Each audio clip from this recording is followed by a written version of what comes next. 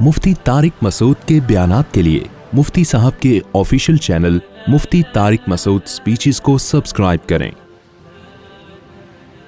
अल्हम्दुलिल्लाहि नहमदुहु व नस्तईनुहु व नस्तगफिरुहु व नु'मिनु बिही व नतवक्कलु अलैहि व नऊज़ु बिल्लाहि मिन शुरूरि अनफुसिना व मिन सय्यिआति अअमालिना मन यहदिहिल्लाहु फला मुदिल्ल लहु व मन युद्लिल फला हादिय लहु व नशहदु अन ला इलाहा इल्लल्लाहु वहदहु ला शरीक लहु व नशहदु अन्न सय्यिदना व हबीबना व शफीअना व सनदना मुहम्मदन अब्दुहु व रसूलुहु सल्लल्लाहु तआला अलैहि व अला आलिहि व अस्हाबिहि व बारक व सल्लम तस्लीमन कसीरन कसीरा अम्मा बाद फ़अऊज़ु बिल्लाहि मिनश शैतानिर रजीम बिस्मिल्लाहिर रहमानिर रहीम वलनब्लुवन्नकुम बिशैइन मिनल खौफि वल जू'i व नक़सिम मिनल अमवालि वल अनफुसि वस्समरात व बश्शिरिस साबिरीन الذين إذا أصابتهم مصيبة قالوا إنا لله وإنا إليه راجعون أولئك عليهم صلوات من ربهم ورحمة وأولئك هم المهتدون وقال النبي صلى الله عليه وسلم ليس منا من مات على العصبية أو كما قال صلی اللہ علیہ وسلم۔ قرآن مجید کی آیت اور نبی صلی اللہ علیہ وسلم کی حدیث پڑھی ہے۔ اللہ تعالیٰ سے دعا ہے اللہ تعالیٰ صحیح طرح سے بات کہنے کی، سننے کی، سمجھنے کی، اور پھر اللہ عمل کی ہم سب کو توفیق عطا فرمائے۔ قرآن مجید میں اللہ تعالیٰ کا ارشاد ہے وَلَنَبْلُوَنَّكُمْ بِشَيْءٍ مِّنَ الْخَوْفِ وَالْجُوعِ وَنَقْصٍ مِّنَ الْأَمْوَالِ وَالْأَنفُسِ وَالثَّمَرَاتِ، ہم تمہیں ضرور بھی ضرور آزمائیں گے، خوف میں مبتلا کر کے۔ یہ خوف تمہیں جان کا بھی ہوگا، مال کا بھی ہوگا، تمہاری پیداوار میں کمی کا بھی ہوگا۔ ہر طرح کی آزمائشیں تم پر آئیں گی، اور اللہ کہتے صرف آئیں گی نہیں، وَلَنَبْلُوَنَّكُمْ ضرور آئیں گی۔ کیوں آئیں گی بھائی؟ کیا معاذ اللہ یہ چاہتا ہے کہ دنیا میں فساد رہے، دنیا میں امن قائم نہ ہو، لوگ بھوک میں مبتلا ہوں، لوگ مسائل کا شکار ہوں؟ تو اللہ کو ان سب چیزوں سے کیا ملتا ہے بھائی؟ انسانوں کو پریشانیوں میں ڈال کے اللہ کو کیا فائدہ ہو رہا ہے؟ کیا والدین چاہتے ہیں کہ ان کی اولاد پریشانیوں میں رہے؟ لیکن حدیث میں تو آتا ہے بھائی اللہ کو اپنی مخلوق سے محبت ماں سے 70 گنا زیادہ ہے، تو پھر اللہ تعالیٰ کیوں انسان کو پریشانیوں میں بھی ڈالتے ہیں؟ وَلَنَبْلُوَنَّكُمْ بِشَيْءٍ مِّنَ الْخَوْفِ وَالْجُوعِ، خوف میں ڈالیں گے، بھوک میں ڈالیں گے، وَنَقْصٍ مِّنَ الْأَمْوَالِ، مال کا نقصان بھی ہوگا، وَالْأَنفُسِ، جانوں کا نقصان بھی ہوگا، والثمرات، پیداوار کا نقصان بھی ہوگا۔ سارے ہی نقصانات اللہ نے ذکر کر دیے۔ تو اتنے سارے نقصانات میں ڈالنے سے اللہ چاہتے کیا ہیں؟ اللہ بتاتے ہیں، میں بتاتا ہوں کیا چاہتا ہوں میں نے دنیا کو دارالامتحان بنایا ہے۔ دنیا عیش کی جگہ نہیں ہے، مزے کی جگہ نہیں ہے۔ یہاں مزے ملیں گے تمہیں، لیکن یہ جگہ مزوں کی نہیں ہے۔ یہاں پیٹ بھرے گا تمہارا، لیکن یہ جگہ پیٹ بھرنے کی نہیں ہے۔ یہاں دولت ملے گی تمہیں، لیکن یہ جگہ دولت کمانے کی نہیں ہے۔ یہاں تمہیں صحت ملے گی، لیکن یہ جگہ صحت کمانے کی نہیں ہے۔ یہاں تم شادیاں کرو گے، لیکن یہ جگہ شادیاں کرنے کی نہیں ہے۔ یہاں تم لائف کو انجوائے بھی کرو گے لیکن یہ انجوائمنٹ کی جگہ نہیں ہے. پھر کس کی جگہ ہے اللہ؟ یہ تو نے بنائی کیوں ہے؟ کافر کہتا ہے ایسا ہی بنا دی اللہ نے, کوئی وجہ نہیں ہے. کچھ کافر کہتے ہیں بنائی کہاں, بن گئی خود بخود.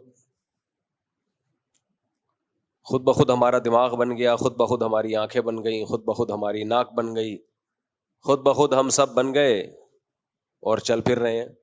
آٹومیٹیکلی یہ سب کچھ ہو رہا ہے. ہو نہیں سکتا بھائی, آٹومیٹک مشین بھی بنائی جاتی ہے, بنتی نہیں ہے. مینول سے زیادہ تو آٹومیٹک مشکل ہے. پہلے مینول مشینیں ایجاد ہوئی ہیں, آٹومیٹک بعد میں, ان پہ زیادہ محنت ہوئی ہے. تو آٹو پہ بھی سیٹ ہونے میں ٹائم لگتا ہے. پہلے کوئی آپ کو ایک ٹریک پہ چلاتا ہے, پھر آپ آٹو ہو جاتے ہیں. جیسے کچھ لوگ دوسری شادی کرتے ہیں, پھر تیسری کرتے ہیں, پھر وہ آٹو پہ سیٹ ہو جاتے ہیں, کرتے ہی رہتے ہیں. وہ ان کو روکنا پڑتا ہے, بس کرو. کچھ لوگ میلے رہتے ہیں, گندے میلے گندے رہ کے سیٹ ہو جاتے ہیں کس پہ؟ میل کچیل پہ. کچھ صاف ستھرے رہ کے سیٹ ہو جاتے ہیں کس پہ؟ صفائی پہ. اب ان کو صفائی ستھرائی کی ترغیب دینے کی ضرورت نہیں ہوتی بھائی, وہ اسی پہ سیٹ ہو گئے. لیکن شروع میں سیٹ کوئی کرتا ہے یا خود آپ ہوتے ہیں؟ یہ کام آٹومیٹیکلی نہیں ہوتا. تو کافر تو آرام سے جان چھوڑا لیتا ہے. وہ کہتا ہے بھائی یہ جو دنیا میں حوادث ہو رہے ہیں, جنگیں ہو رہی ہیں, میزائل آ رہے ہیں, ڈرون آ رہے ہیں, یہاں سے جا رہے ہیں, ادھر سے تشریف لا رہے ہیں, اور سائرن بج رہے ہیں جنگ کے, یہ سب کیا ہے؟ نیچرل, آٹومیٹیکلی یہ ہو رہا ہے, چلتا رہے گا ایسے. بیماریاں آئیں, پریشانیاں آئیں, کووڈ آیا, پوری دنیا کو لپیٹ لیا اس نے, موتیں ہوتی ہیں, ایکسیڈنٹ ہوتے ہیں. تو وہ اس کے پاس تو اس نے ایک جواب تراشا ہوا ہے جس کا قرآن نے بھی تذکرہ کیا, ان ہی الا حیاتنا الدنیا نموت ونحیا وما یہلکنا الا الدہر. بھائی یہ نیچرل ہے, دنیا کی زندگی ہے, اور زمانے کے تصرفات ہیں. زمانہ کسی کو اٹھاتا ہے, کسی کو گراتا ہے. زمانہ کبھی خوشیاں دیتا ہے. لوگ کہتے ہیں نا ٹائم, پہلے کہتے تھے وقت کی بات ہوتی ہے, بندے دی بات ہوتی ہے, تے وقت کی بات ہوتی ہے. اب کہتے ہیں ٹائم کی بات ہوتی ہے. کل کہیں گے ٹائم کی ٹاک ہوتی ہے. سب کچھ انگلش میں آہستہ آہستہ کنورٹ ہو رہا ہے. امام حضرات نے دعا بھی انگلش میں مانگنا شروع کر دی اب تو. اے اللہ ہماری تمام پرابلمز کو حل فرما دے. تو میں نے کہا امام صاحب کو چاہیے تھا جب اتنی انگلش ہے تو حل کو سولو کہہ دیتے. اے اللہ ہماری تمام پرابلمز کو سولو فرما دے. اور اے اللہ کہنے کی کیا ضرورت ہے؟ او اللہ بولو, او اللہ. آہستہ آہستہ ہم کدھر کو کھسک رہے ہیں؟ سب ادھر کو کھسک رہے ہیں, انگلش کی طرف. انگلش ضرور سیکھو, بین الاقوامی زبان ہے, میری اور آپ کی ضرورت ہے, لیکن اپنی زبان سے رشتہ مت توڑو بھائی. ہم بھی کسی چیز میں بیلنس ہے ہی نہیں, یا تو ادھر کو کھسک جاتے ہیں پورا, یا بالکل ہی دیسی ہو جاتے ہیں. خیر, تو کافر کے پاس تو جواب آسان ہے. کافر جو کافر کا بچہ ہم کہتے ہیں نا جس کو, اس کے پاس جواب کیا ہے؟ آسان ہے. اس کے پاس جواب آسان ہے بھائی, یہ تو خود بخود ہو رہا ہے, آٹومیٹیکلی ہو رہا ہے. کبھی بزنس اوپر جائے گا, کبھی بزنس نیچے جائے گا. اس میں اللہ کہاں ہے؟ وما یہلکنا الا الدہر. دہر ٹائم کو کہتے ہیں, زمانے کو کہتے ہیں, جس کو ہندی میں زمانہ کہتے ہیں. رمضان کو ہندی میں رمضان بولتے ہیں. رمضان میں مسلمان روزے رکھتے ہیں. یہ رمضان میں روزے رکھیں گے. بہرحال زبان کی بات ہوتی ہے, ٹائم کی بات ہوتی ہے.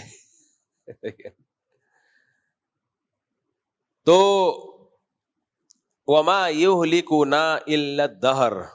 کافر کہتا تھا ہمیں زمانہ ہلاک کرتا ہے, زمانہ ہمیں نوازتا ہے. نبی صلی اللہ علیہ وسلم نے فرمایا لا تسبوا الدہر, زمانے کو برا مت کہو. اس لیے کہ زمانہ کچھ نہیں کرتا، اصل میں کرتا کون ہے؟ اللہ کرتا ہے. یہاں مقصد یہ ہے کہ زمانے کی طرف یقینی نسبت، حقیقی نسبت نہ کرو، مجازن تو نسبت ہو جاتی ہے. کہ حقیقت میں کون کر رہا ہے بھائی؟ اللہ. کافر کو دھوکہ اس سے ہوتا ہے کہ اللہ جب کوئی کام کرتا ہے تو اس کے لیے سبب اختیار کرتا ہے. جو سبب اللہ نے پیدا کی ہے نا، انہی اسباب، تو اس کی توجہ اسباب کی طرف چلی جاتی ہے، اللہ کی طرف نہیں جاتی.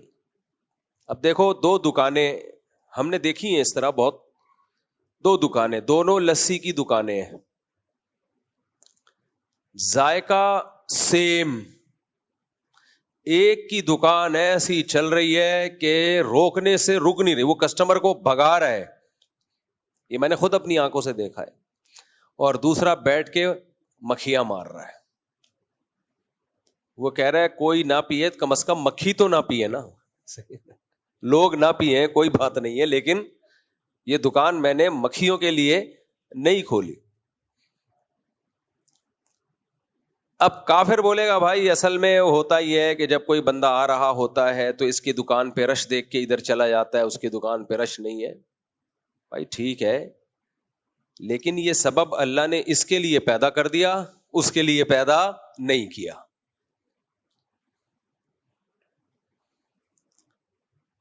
تو جو اللہ کو مانے گا وہ اللہ کی طرف نسبت کرے گا. ہم دن اور رات اپنے اسباب کو ٹوٹتا ہوا دیکھتے ہیں. میرے والد صاحب اکثر ایک واقعہ بیان کیا کرتے تھے. پاکستان نیوی میں ایک ہارٹ اسپیشلسٹ ڈاکٹر تھے، جو ہارٹ اسپیشلسٹ نہیں بلکہ ہارٹ اسپیشلسٹ کے ٹیچر تھے. یعنی جو اسپیشلائزیشن کر رہے تھے ان کو پڑھایا کرتے تھے. کتنے بڑے اسپیشلسٹ ہوں گے. اور وہ ڈائیگرام بنا کے، پوری تصویر بنا کے سمجھا رہے تھے کہ دیکھو ہارٹ اٹیک ایسے ہوتا ہے اور اس سے بچنے کی یہ تدبیریں ہیں. والد صاحب نے بتایا کہ ٹیچنگ کے دوران، پڑھانے کے دوران ان کو اٹیک ہوا اور ان کی ڈیتھ ہو گئی. لو بھیا کر لو کیا کرنا ہے. ڈاکٹر ہمیں کہتے ہیں اپنا کولیسٹرول چیک کر کے رکھو، کروانا چاہیے بھائی. 40-50 سال کے بعد مسائل آتے ہیں. بلڈ پریشر چیک کرو، ہر چیز تمیز سے چل رہی ہے. جو ڈاکٹر لوگوں کو کہتا ہے ظاہر ہے وہ خود بھی کر رہا ہوگا. اور جو ہارٹ اسپیشلسٹ ہے اس کی تو فیلڈ ہی یہی ہے. اس نے اپنا کولیسٹرول، خون میں کتنا گاڑھا پن ہے، اور ECG اور یہ سارے ٹیسٹ کروا کے رکھے ہوں گے کہ نہیں رکھے ہوں گے؟ کیا خیال ہے بھائی؟ ایک دم رپورٹیں کلیئر. اور آپ ابھی پڑھا رہے ہیں کہ جی یہ بلاکیج ہوتی ہے، اس کا خیال کرنا چاہیے، پراٹھے نہیں کھانے چاہیے، فیٹ مت لو وغیرہ وغیرہ، چینی کم کرو. یہ سب وہ رپورٹیں وہیں دھری کی دھری رہ گئیں، اور وہ صاحب گرے اور ان کی ڈیتھ ہو گئی. یقیناً اس کا بھی کوئی سبب ہوگا، اس کا بھی کوئی سبب ہوگا، لیکن اس سبب کو پیدا کرنے والا کون ہے بھائی؟ اللہ ہے. سبب کیا ہوگا؟ ڈاکٹروں سے پوچھو تو کہتے ہیں کوئی کرنٹ آ رہا ہوتا ہے دل میں. وہ کرنٹ، جیسے ہمارے یہاں لائٹ ایک دم چلی جاتی ہے نا، کوئی وجہ ہوتی ہے ہم لوگ کے یہاں لائٹ جانے کی؟ جنگ نہیں بھی ہوتی تو بھی لائٹ گئی بھی ہوتی ہے، جنگ نہیں بھی ہوتی تو بھی بتیاں بجھی بھی ہوتی ہیں. تو ہمیں تو انڈیا سے ویسے بھی کوئی اس لیے مسئلہ نہیں ہے کہ یہ مسئلے تو ہم پہلے سے دیکھ رہے ہیں. اب ڈرون گر رہے ہیں، اللہ ہدایت دے مودی کو. تو لیکن اللہ سے جنگ کی تمنا نہیں کرنی چاہیے. لیکن کراچی نے اتنے دھماکے پہلے دیکھے ہیں، اتنے دھماکے دیکھے ہیں نا کراچی نے، تو ہمارا امیون سسٹم کافی اسٹرانگ ہوا ہے. تو وہ کیا ہوتا ہے کہ ڈاکٹر کہتے ہیں کہ ادھر کرنٹ آتا ہے دماغ سے دل کی طرف. بعض دفعہ بیٹھے بیٹھے وہ کرنٹ ڈسکنیکٹ ہو جاتا ہے، تو آپ کے دل کو انرجی نہیں ملتی، کرنٹ نہیں ملتا، اس سے وہ دھڑکنا چھوڑ دیتا ہے. میں تو ہر طرح کے لوگوں سے، آپ کو ڈرانا مقصد نہیں ہے کہ آپ ڈر جائیں کہ یار کرنٹ ہمارا نہ کہیں غائب ہو جائے. ڈرانا مقصد نہیں ہے, مقصد تو ڈرانا ہی ہے. جب تک ڈرو گے نہیں, اللہ کو مانو گے کیسے, اللہ کی مان کے کیسے چلو گے؟ یہ اتنا زیادہ دنیا سے دل لگا کے جو ہم بیٹھ گئے ہیں نا, ہر شخص نے یہ فرض کر لیا کہ میں 100 سال جیوں گا, مجھے کچھ بھی نہیں ہوگا, میں تو جوان ہوں, میری رپورٹیں کلیئر ہیں, میں نہیں مروں گا. احمقوں کی اس جنت سے فوراً سے پہلے نکل آؤ. احمقوں کی جنت پتہ ہے کسے کہتے ہیں؟ سارے جہنم کے اسبابوں اور بندہ سمجھ رہا ہو کہ میں بیٹھا ہوا کہاں ہوں جنت میں, اس کو کہتے ہیں احمقوں کی جنت. تو مقصد آپ کو ڈرانا ہی ہے کہ کسی بھی وقت مر سکتے ہو. ایک بم تو وہ وہاں سے آنے کا خطرہ ہے, لیکن ایک بم ہماری باڈی میں بم لگے ہوئے ہیں, گرنیڈ فٹ ہوئے ہوئے ہیں, کوئی بھی کسی وقت پھٹ سکتا ہے. تو میرے ہر طبقے سے ملنا ہوتا ہے, بڑے بڑے ڈاکٹرز اور ہر فیلڈ کے ڈاکٹروں سے. تو یہ جو ہارٹ اسپیشلسٹ ڈاکٹر ہوتے ہیں نا, ان سے میں نے ایک دفعہ پوچھا کہ ہم تو دیکھتے ہیں کچھ لوگوں کو کوئی ہارٹ کا پرابلم نہیں ہوتا, پھر بھی مر جاتے ہیں وہ. جیسے آپ نے دیکھا ہوگا کچھ فٹ بالر ہیں, کھیل کے دوران مر گئے. اگر انہیں انجائنا کا کوئی پرابلم ہوتا, بلاکیج ہوتی, تو اتنی تیز بھاگ سکتے وہ؟ سوال ہی پیدا نہیں ہوتا. ڈاکٹر کہتے ہیں نا, جو آدمی جاگنگ کر رہا ہے اور سانس پھول رہا ہے اور سینے میں پین نہیں ہو رہا, اس کا مطلب اس کی جتنی آرٹریز ہیں وہ سب اوپن ہے, وہ بالکل کھلی ہوئی ہیں. لیکن ہم دیکھتے ہیں بھاگتے بھاگتے دھڑام سے گرے, انا للہ. تو میں نے ایک ہارٹ اسپیشلسٹ سے پوچھا, میں نے کہا یہ کیا کہانی؟ بعض دیکھا ہم نے ساری رپورٹیں کلیئر ہیں, بیٹھے بیٹھے نکل لیے. تو ڈاکٹر کہتے ہیں بھائی وہ کرنٹ آ رہا تھا, وہ کسی وجہ سے فیوز اڑ گیا یا کیا ہو گیا. جیسے موٹر چلتے چلتے اچانک بند, پتا چلا جی وہ فیوز اڑ گیا ہے. فیوز بھی بہت لوگوں کا اڑتا رہتا ہے. تو کافر کہے گا بھائی دیکھو وہ تو ایک نیچرل ہے, وہاں سے کرنٹ آتا ہے اور اچانک ڈسکنیکٹ ہو جاتا ہے تو مرنا ہے. بھائی بات یہ ہے کہ اللہ نے, جو اللہ دل کو اتنا مضبوط بنا سکتا ہے کہ 100 سال دھڑکتا رہے, وہ اللہ جس نے بچے کی پیدائش سے لے کے 60 سال 50 سال تک اس کرنٹ کو ڈسکنیکٹ نہیں ہونے دیا, وہ ایسا سسٹم بنا سکتا تھا نا کہ موت تک ڈسکنیکٹ نہ ہوتا. اس نے اس میں ایک سقم کیوں رکھا ہے, ایک فالٹ کیوں رکھا ہے؟ کبھی کبھار وہ ڈسکنیکٹ بھی ہوتا ہے. وہ فالٹ اس نے اس لیے رکھا ہے بتانے کے لیے کہ میں نے تمہیں لوہے کا نہیں بنایا, میں نے تمہیں ایسا بنایا ہے کہ کوئی بھی کسی بھی ٹائم پہ مر سکتا ہے. اے اللہ, جاپانی جب مشین بناتے ہیں تو وارنٹی دیتے ہیں 20 سال کی, 30 سال کی, 100 سال کی, 500 سال کی وارنٹیاں بھی ہیں. اور تو احسن الخالقین ہے, فتبارک اللہ احسن الخالقین. تو سب سے اچھا بنانے والا ہے, اور تو 1 منٹ کی بھی وارنٹی نہیں دے رہا ہے. بھائی 1 سیکنڈ کی بھی اللہ گارنٹی نہیں دے رہا کسی کو کہ تو بچے گا, عصر تک بچے گا یا ظہر تک بچے گا یا کل تک بچے گا یا 50 سال تک بچے گا. کسی ایک کی بھی کوئی گارنٹی ہے نہیں ہے. تو کیا مطلب؟ ایک طرف اللہ کہہ رہے ہیں تبارک اللہ احسن الخالقین, سب سے بہتر بنانے والا کون ہے؟ میں ہوں. جاپان جب کوئی مشین بناتا ہے, روبوٹ بناتا ہے, ہو سکتا ہے ایسے روبوٹ بھی ہوں جن کی 100 سال کی گارنٹیاں ہوں. جاپان کا سائنسدان کوئی روبوٹ بناتا ہے تو 100 سال کی گارنٹی لے رہا ہے, اور اللہ انسان کو بنا رہا ہے 1 سیکنڈ کی بھی گارنٹی بولو نہیں. تو سمجھ میں نہیں آتا ہے. اللہ تو ایک طرف تو کہتا ہے میں زیادہ بہتر بنانے والا ہوں, تو نے ایسی مشین بنائی 1 منٹ کی گارنٹی نہیں, بیٹھے بیٹھے مر جائے بندہ. تو اس کا جواب اللہ دیتا ہے کہ اگر میں تمہیں گارنٹی دے دوں کہ تم 100 سال جیو گے تو تم پھر انسان کے بچے بن کے زندگی نہیں گزارو گے, پھر تم انسان کے بچے نہیں بنو گے. پھر تم بولو گے جس 99 سال کے بعد ہم توبہ کریں گے, پھر تم بولو گے اچھا بھی 100 سال تو اللہ نے گارنٹی دی ہوئی ہے, تو ٹھیک ہے 99 سال, بلکہ 99 بھی نہیں, جب 99 سال 11 مہینے 30 دن کے ہو جائیں گے, 31واں دن جو دسمبر کا 1 دن رہ جائے گا, اس کے بھی 24 گھنٹوں میں 23 گھنٹے 59 منٹ 59 سیکنڈ کے بعد توبہ کریں گے ہم. کیا خیال ہے بھائی؟ ابھی مجھے اور آپ کو بتا دیا جائے ہم نے 100 سال زندہ رہنا ہے تو ایک دم سے ہمارا لائف اسٹائل چینج. یار 100 سال تو پھر دیکھیں گے یار, آخر میں سوچیں گے کیا کرنا ہے, ابھی تو عیش کرو, عیاشی کرو. ہمارے ایک دوست تھے, کلاس فیلو تھے, کلاس فیلو تو نہیں بس دوست تھے, تو انہوں نے 20-22 سال میں داڑھی واڑی رکھ لی ماشاء اللہ. تو ایک بندے نے ان کو بلا کے میرے سامنے بولا, یار ابھی تمہاری جینے کی عمر ہے, تم لونڈے لپاڑے ہو, تم لڑکے ہو, ابھی سے تم نے کیا داڑھی واڑی رکھ لی, ٹوپی پہن لی, ابھی عیاشی کرو, دنیا میں گھومو پھرو, یہ تو آخری عمر کے کام ہیں, آخری عمر کے دھندے ہیں یہ. جب تھوڑے ایجڈ ہو جاؤ گے اس وقت یہ چیزیں اچھی لگتی ہیں, ابھی کیا کرو عیش. لوگ کہہ رہے ہوتے ہیں بیٹا ابھی تمہاری عمر ان چیزوں کی, کہتے ہیں نا بیٹا ابھی تمہاری عمر صوفی بننے کی نہیں ہے, یہ جب دادا نانا بن جاؤ گے تو کرنا. اور دادا نانا تو کم وقت بنتا کہاں ہے, شادی 40 سال میں کرے گا تو نانا دادا کدھر بنے گا.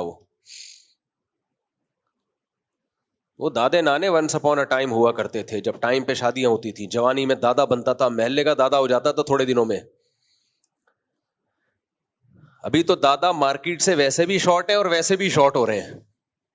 ویسے شارٹ کا مطلب یہ کہ بننے سے پہلے فوت ہو جاتے ہیں, اور ویسے شارٹ کا مطلب دوسرا والا ویسے جو میں نے بولا اس کا مطلب جو بنتے ہیں ان کی صحتیں اس قابل ہے ہی نہیں کہ وہ زندہ رہیں, بس ان کو پوتے کی اطلاع ملتی ہے اور وہ دنیا سے چلے جاتے ہیں کیونکہ صحتیں ایسی ہو گئی ہیں. پراٹھے پھوڑ پھوڑ کے اور بریانیاں اور وغیرہ وغیرہ پھوڑ پھوڑ کے. خیر, تو اللہ تعالی انسان کی باڈی کی گارنٹی نہیں لیتے.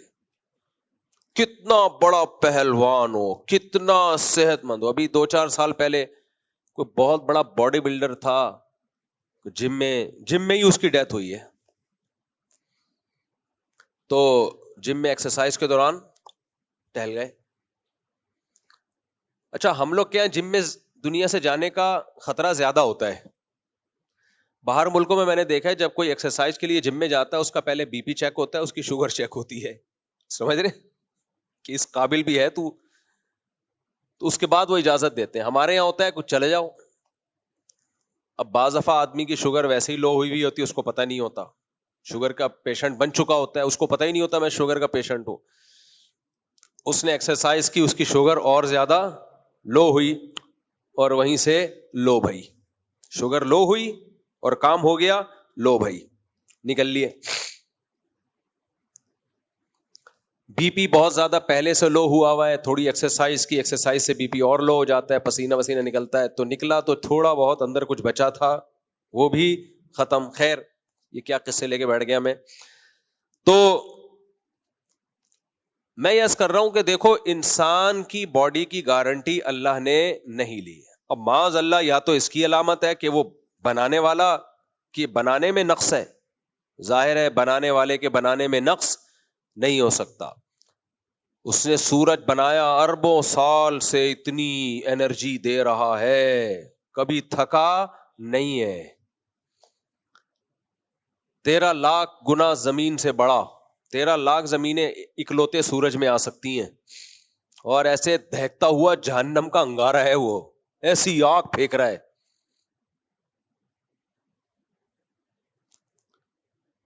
لوہا پگھل جاتا ہے, کیا ٹیمپریچر ہے لوہے کے پگھلنے کا؟ 50-55. تو پانی نہیں ابلتا 50-55 پہ, خیر 460 ڈگری پہ. بھائی صحیح نالج دینا, پھینکنا نہیں. تو 5 لاکھ ڈگری سینٹی گریڈ سورج کا ٹیمپریچر. پگھلنے کا لفظ ہلکا ہے, ایسا تباہی مچا دے کہ برباد کر دے.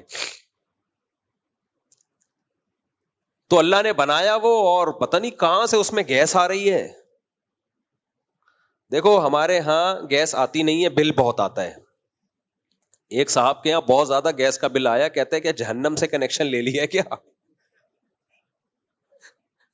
پاکستانی قوم جو ہے باتوں میں بہت تیز ہو گئی, کہہ رہے ہم نے کوئی جہنم سے تھوڑی کنیکشن لیا ہوا بھائی, جو اتنا بل بات دے دیا. تو کتنا ایندھن اللہ نے سورج میں ڈالا، جلا جا رہا ہے کروڑوں اربوں سال سے. میں تو وہ ناسا کی ویڈیو بہت شوق سے دیکھتا ہوں، کوئی ویڈیو چھوڑتا نہیں ہوں میں، جو ناسا کی اپڈیٹس آ رہی ہوتی ہیں. اچھا، لوگوں کو کچھ پتا نہیں ہوتا، لوگ کہتے ہیں کباڑ کا ڈبہ چھوڑا ہوا ہے، وہ وہاں تک پہنچا کیسے؟ ہمارے یہاں ناسا سے بڑے سائنسدان ہیں الحمدللہ. جب میں لوگوں کے کمنٹس بھی پڑھتا ہوں، میں دیکھتا ہوں اس خبر کا لوگوں پہ کیا اثر پڑ رہا ہے. وہ جو خلائی سیارہ چھوڑتے ہیں نا، تو ناسا نے ایک سیارہ چھوڑا ہوا ہے، غالباً 87 میں چھوڑا تھا سورج کی طرف، بہت تیز اسپیڈ میں، سیکنڈوں میں پتہ نہیں کتنے کلومیٹر چلا جاتا ہے وہ. تو ابھی وہ سورج کے قریب ہے، تو اس میں کچھ ایسا سسٹم لگایا کہ ٹیمپریچر کا اس پہ اثر نہ ہو. وہاں سے وہ کیا آوازیں، بڑی ڈینجرس خطرناک آوازیں ریکارڈ کر کے بھیج رہا ہے. اور وہ جو سورج سے جو شعاعیں نکل رہی ہیں نا، لہریں، جو آگ کے شعلے نکل رہے ہیں، ان شعلوں کی لینتھ پتہ چل رہی ہے کہ کتنے اونچے اونچے تو اس کے شعلے ہیں جو آگ نکل رہی ہے. بہت بڑے بڑے شعلے ہیں، وہ ایسے آگ کا دہکتا ہوا گولا. یہ ہمیں یہاں سے اتنا تمیز کا نظر آتا ہے سورج، اتنی تمیز والی چیز ہے نہیں جتنی ہم سمجھ رہے ہیں اس کو. اتنی آگ بھری ہوئی ہے اس میں، اتنی آگ. اور ہزاروں سال تو اس کے مرکز سے جو انرجی نکلتی ہے نا، جو لائٹ نکلتی ہے، ہزاروں سال اس لائٹ کو سورج کی تہہ تک پہنچنے میں لگتے ہیں، اور پھر 9 منٹ میں ہم تک پہنچ جاتی ہے وہ. تو قدرت کا ایک چیز قدرت کا شاہکار ہے.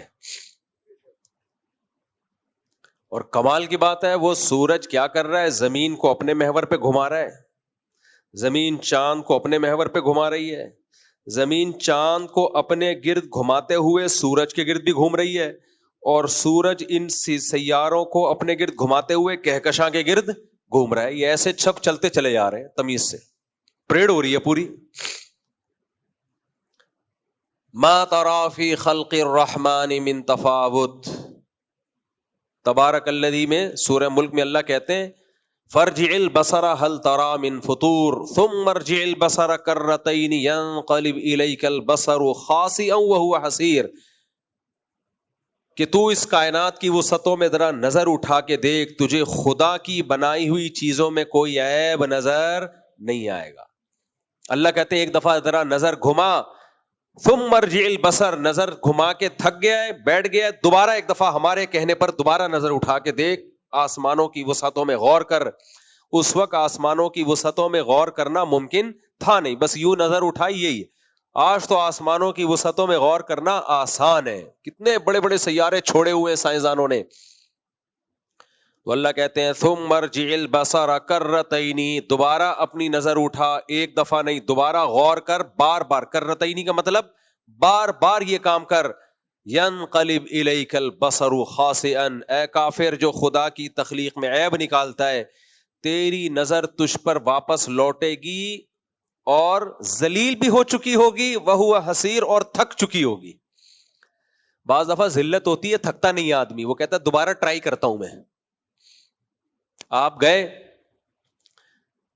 کسی طاقتور سے لڑنے کے لیے، اس نے ایک تھپڑ لگا دیا آپ کو، آپ ذلیل تو ہو گئے سب کے سامنے لیکن ابھی تھکے نہیں ہو. آپ کہتے ہو چلو دوبارہ ٹرائی کریں گے. دوبارہ گئے، اس نے پھر ایک چپیڑ لگا دیا، پبلک میں پھر ذلیل ہو گئے لیکن ابھی آپ تھکے نہیں ہو. ایک وقت آتا ہے مار کھاتے کھاتے آپ ذلیل تو ہو رہے ہو، تھک بھی جاتے ہو، بولتے ہو بھائی یہ نہیں ہو سکتا، اب میں دوبارہ یہ کوشش نہیں کروں گا. تو اللہ کہتے ہیں اس کائنات کی وسعتوں میں جب تم غور کرو گے، اس کائنات کی وسعتوں میں، آسمانوں میں دیکھو گے، غور کرو گے، نظر دوڑاؤ گے، تو ایک دفعہ جب نظر دوڑاؤ گے کہ اللہ کی بنائی ہوئی تخلیق میں کوئی عیب نکالیں ہم، تو تمہاری نظر ذلیل ہو جائے گی، تھکے گی نہیں. تم کہو گے دوبارہ ہم تحقیق کریں گے، بھائی شاید کچھ اللہ کی بنائی ہوئی مخلوق میں کوئی عیب ہم تلاش کر سکیں. لیکن جب بار بار ہمارے مشورے پر یہ کام کرو گے، ہم تمہیں حکم دے رہے کرو، تو ایک وقت آئے گا خاسئن بھی ہوگی، حسیر بھی ہوگی، حسرت سے تھکی ہوئی اور ذلیل بھی ہو چکی ہوگی. کوئی بھی چیز اٹھا کے دیکھ لیں کائنات میں, مچھر پہ غور کر لو, پاگل ہو جاتا ہے آدمی. یار اللہ نے اتنی سی مخلوق کو ایسا زبردست بنایا ہے, 100 آنکھیں اس کی کھوپڑی پہ لگا دی, اتنی سی کھوپڑی پہ 100 آنکھ, تبھی مچھر 360 پہ دیکھتا ہے, 360 پہ دیکھ رہا ہوتا ہے مچھر. نہیں آئی سمجھ میں, ہم سمجھ رہے تو ادھر کو جا رہا ہے, ادھر نظر آ رہا ہے. نا نا نا نا, وہ پیچھے دیکھ رہا ہے کہ بندہ بیٹھا ہوا ہے, ابھی اس کا خون چوسنا ہے. اور یہ کام مچھر نہیں کرتا, مچھریا کرتی ہے. مادہ مچھر خون چوستی ہے, نر مچھر خون. کچھ چیزیں کامن ہوتی ہیں, استغفر اللہ. تو مادہ مچھر کیا کرتی ہے؟ خون چوستی. نر مچھر نہیں, وہ مادہ مچھر کو انڈے دینے ہوتے ہیں نا, تو اس کے لیے اس کو خون چاہیے ہوتا ہے. اب دیکھو ہمیں ہی کاٹتی ہے اور ہمارے ہی خون پہ انڈے بھی دیتی ہے. یعنی اس کی ماں نے ہمارا خون پیا تھا تو اس کو جنا تھا. احسان فراموشی ہے یا نہیں ہے؟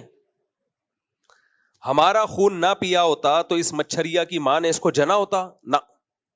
ہمارا خون پی کے اس کی ماں نے اس کو جنا. اس کا شکر کا تقاضا یہ تھا اب ہمارا خون نہ پیتی, کہ بھئی مجھے تو زندگی انسان کے خون کے پینے سے ملی ہے, میری ماں نے ان کا خون پیا تھا مفتی صاحب کا, تو میں پیدا ہوئی.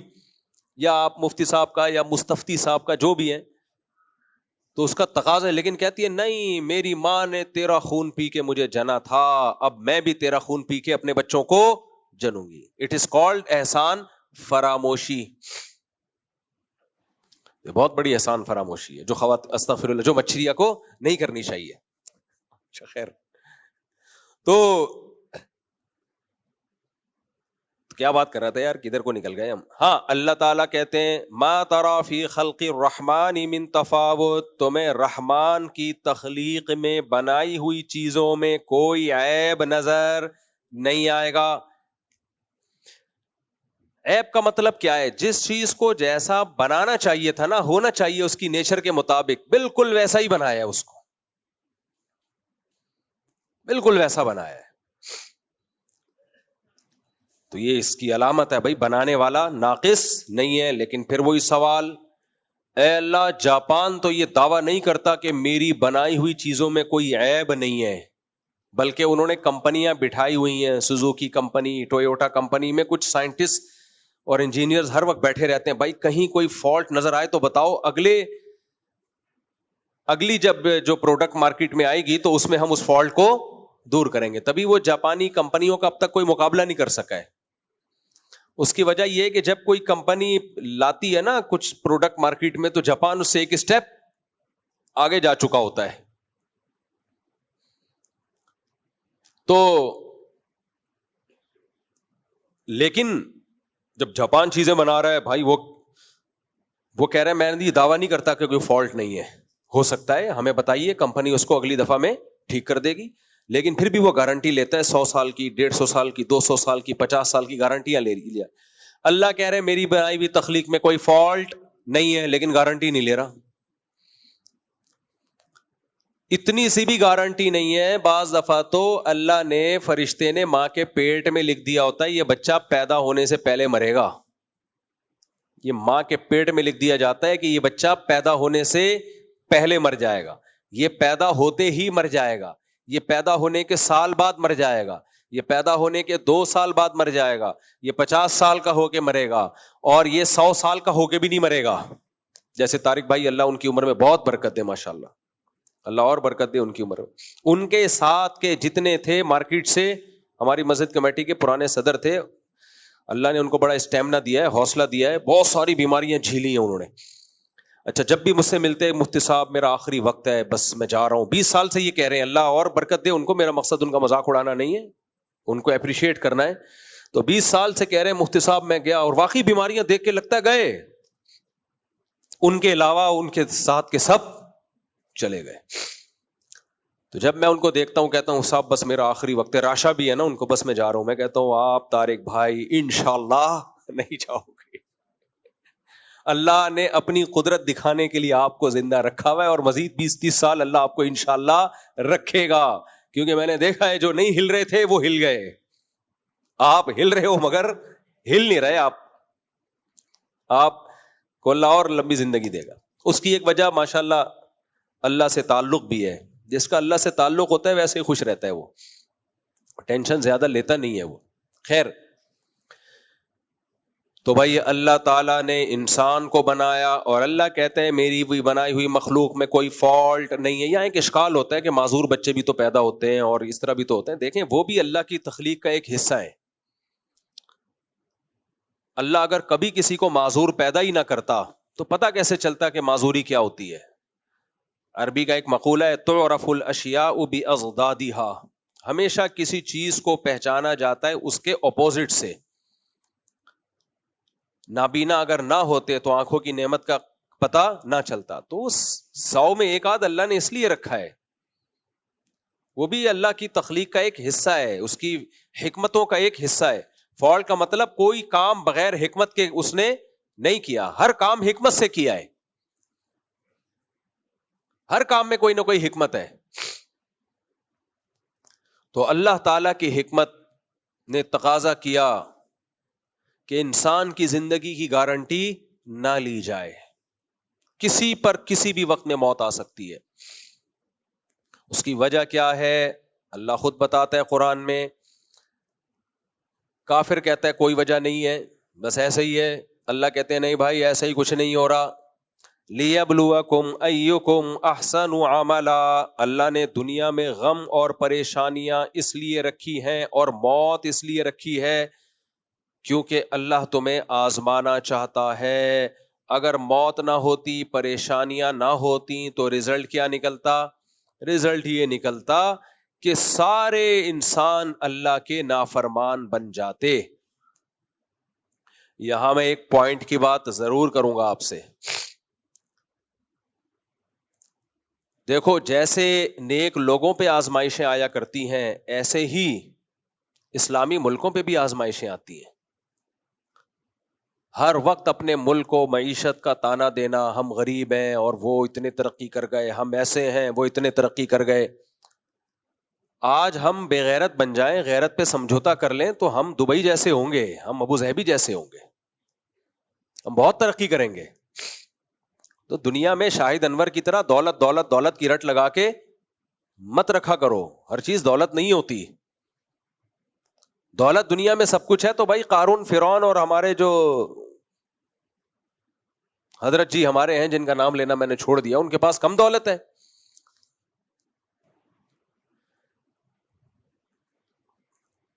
تو دولت دولت دولت دولت دولت ایک پاگل بنا دیا. بھائی دولت کمانے کی کوشش کرو ضرور. جو سستی کاہلی کی وجہ سے غریب ہے اچھا نہیں ہے, لیکن ملے گا ہر ایک کو نہیں. کتنے لوگوں کی کوششیں ضائع جائیں گی, کچھ بھی نہیں آئے گا ان کے ہاتھ میں. اور کچھ لوگوں کو غیرت پہ سمجھوتا کرنا پڑے گا تو دولت ملے گی, اور کچھ لوگوں کو غیرت پہ سمجھوتا نہیں کریں گے تو وہ غریب رہیں گے. آج ہم اپنی ایٹمی طاقت سے دستبردار ہو جائیں, ایٹمی اثاثے ان کے حوالے کر دیں, سونے کے نوالے کھاؤ گے آپ, میں اور آپ.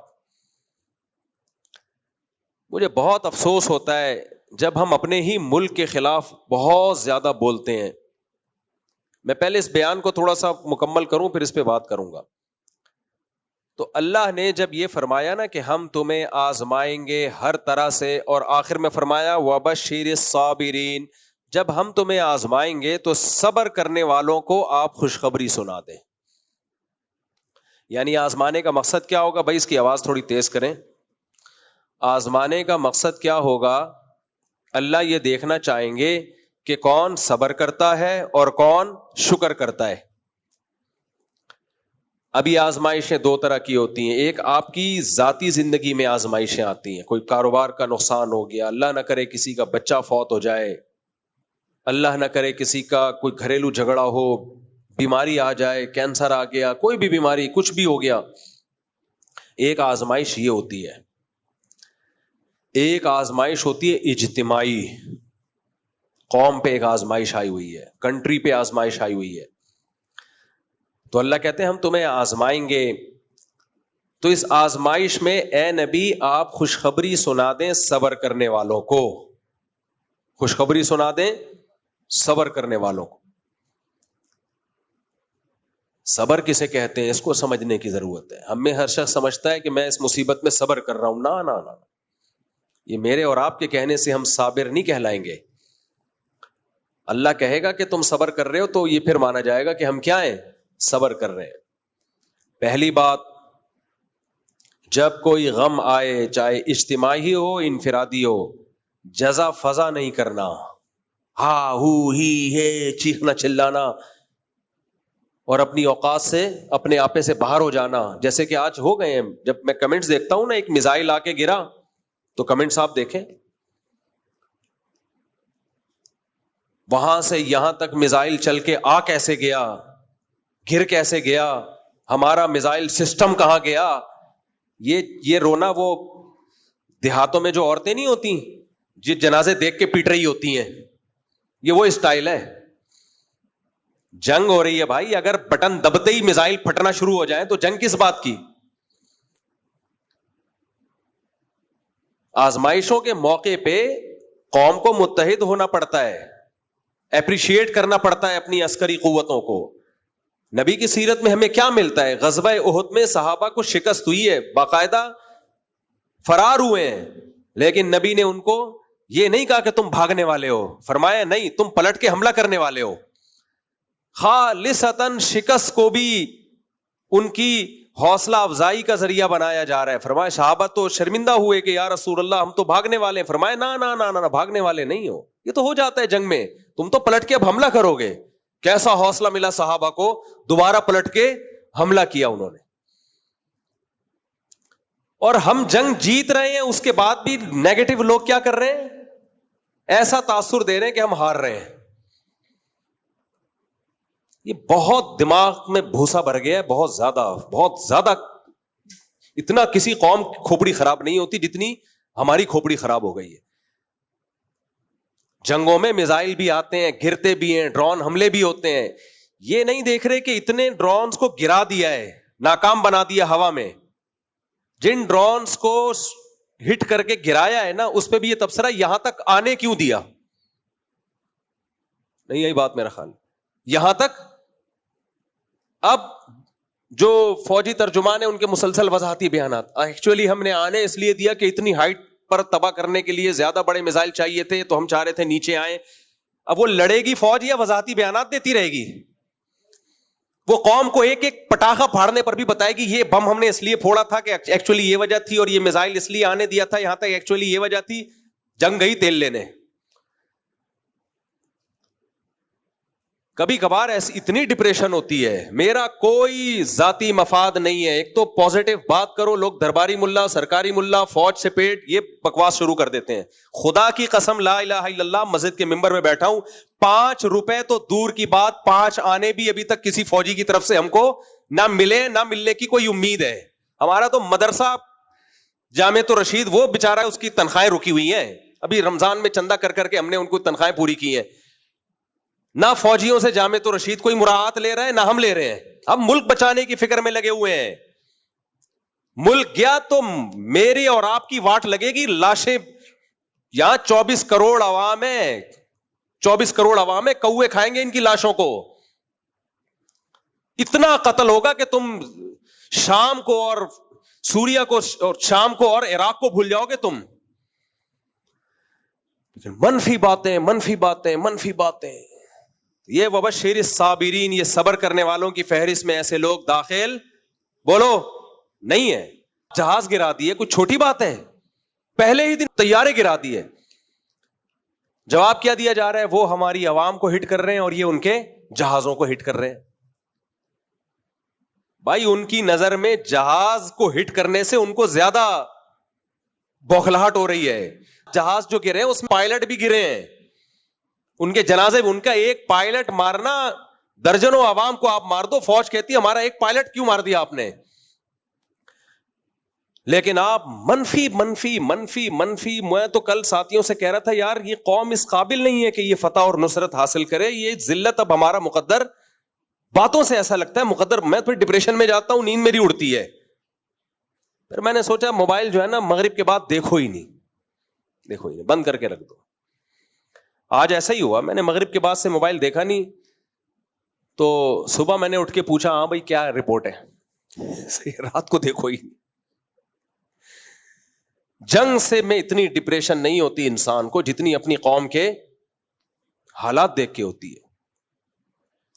بھائی شکست بھی ہو رہی ہو نا, شکست بھی تو بھی حوصلہ بڑھایا جاتا ہے, نہ تم شکست خوردہ نہیں ہو, آگے بڑھو آگے بڑھو. اور یہاں شکست نہیں ہو رہی, فتح ہو رہی ہے, اس میں بھی منفیت نکالی جا رہی ہے, منفی باتیں کی جا رہی ہیں. وہ میزائل چل کے آ کیسے گئے یہاں تک, اور وہ ڈرون یہاں تک پہنچ کیسے گیا, تماشا دیکھ رہی ہے فوج.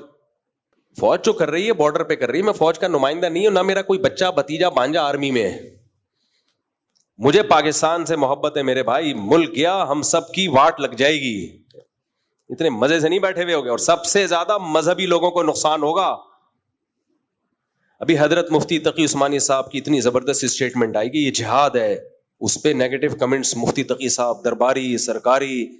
ابے ملک بچانے کی بات کر رہے ہیں میرے بھائی, ملک بچانے کی بات کر رہے ہیں. تو اور کسے جہاد کہتے ہیں؟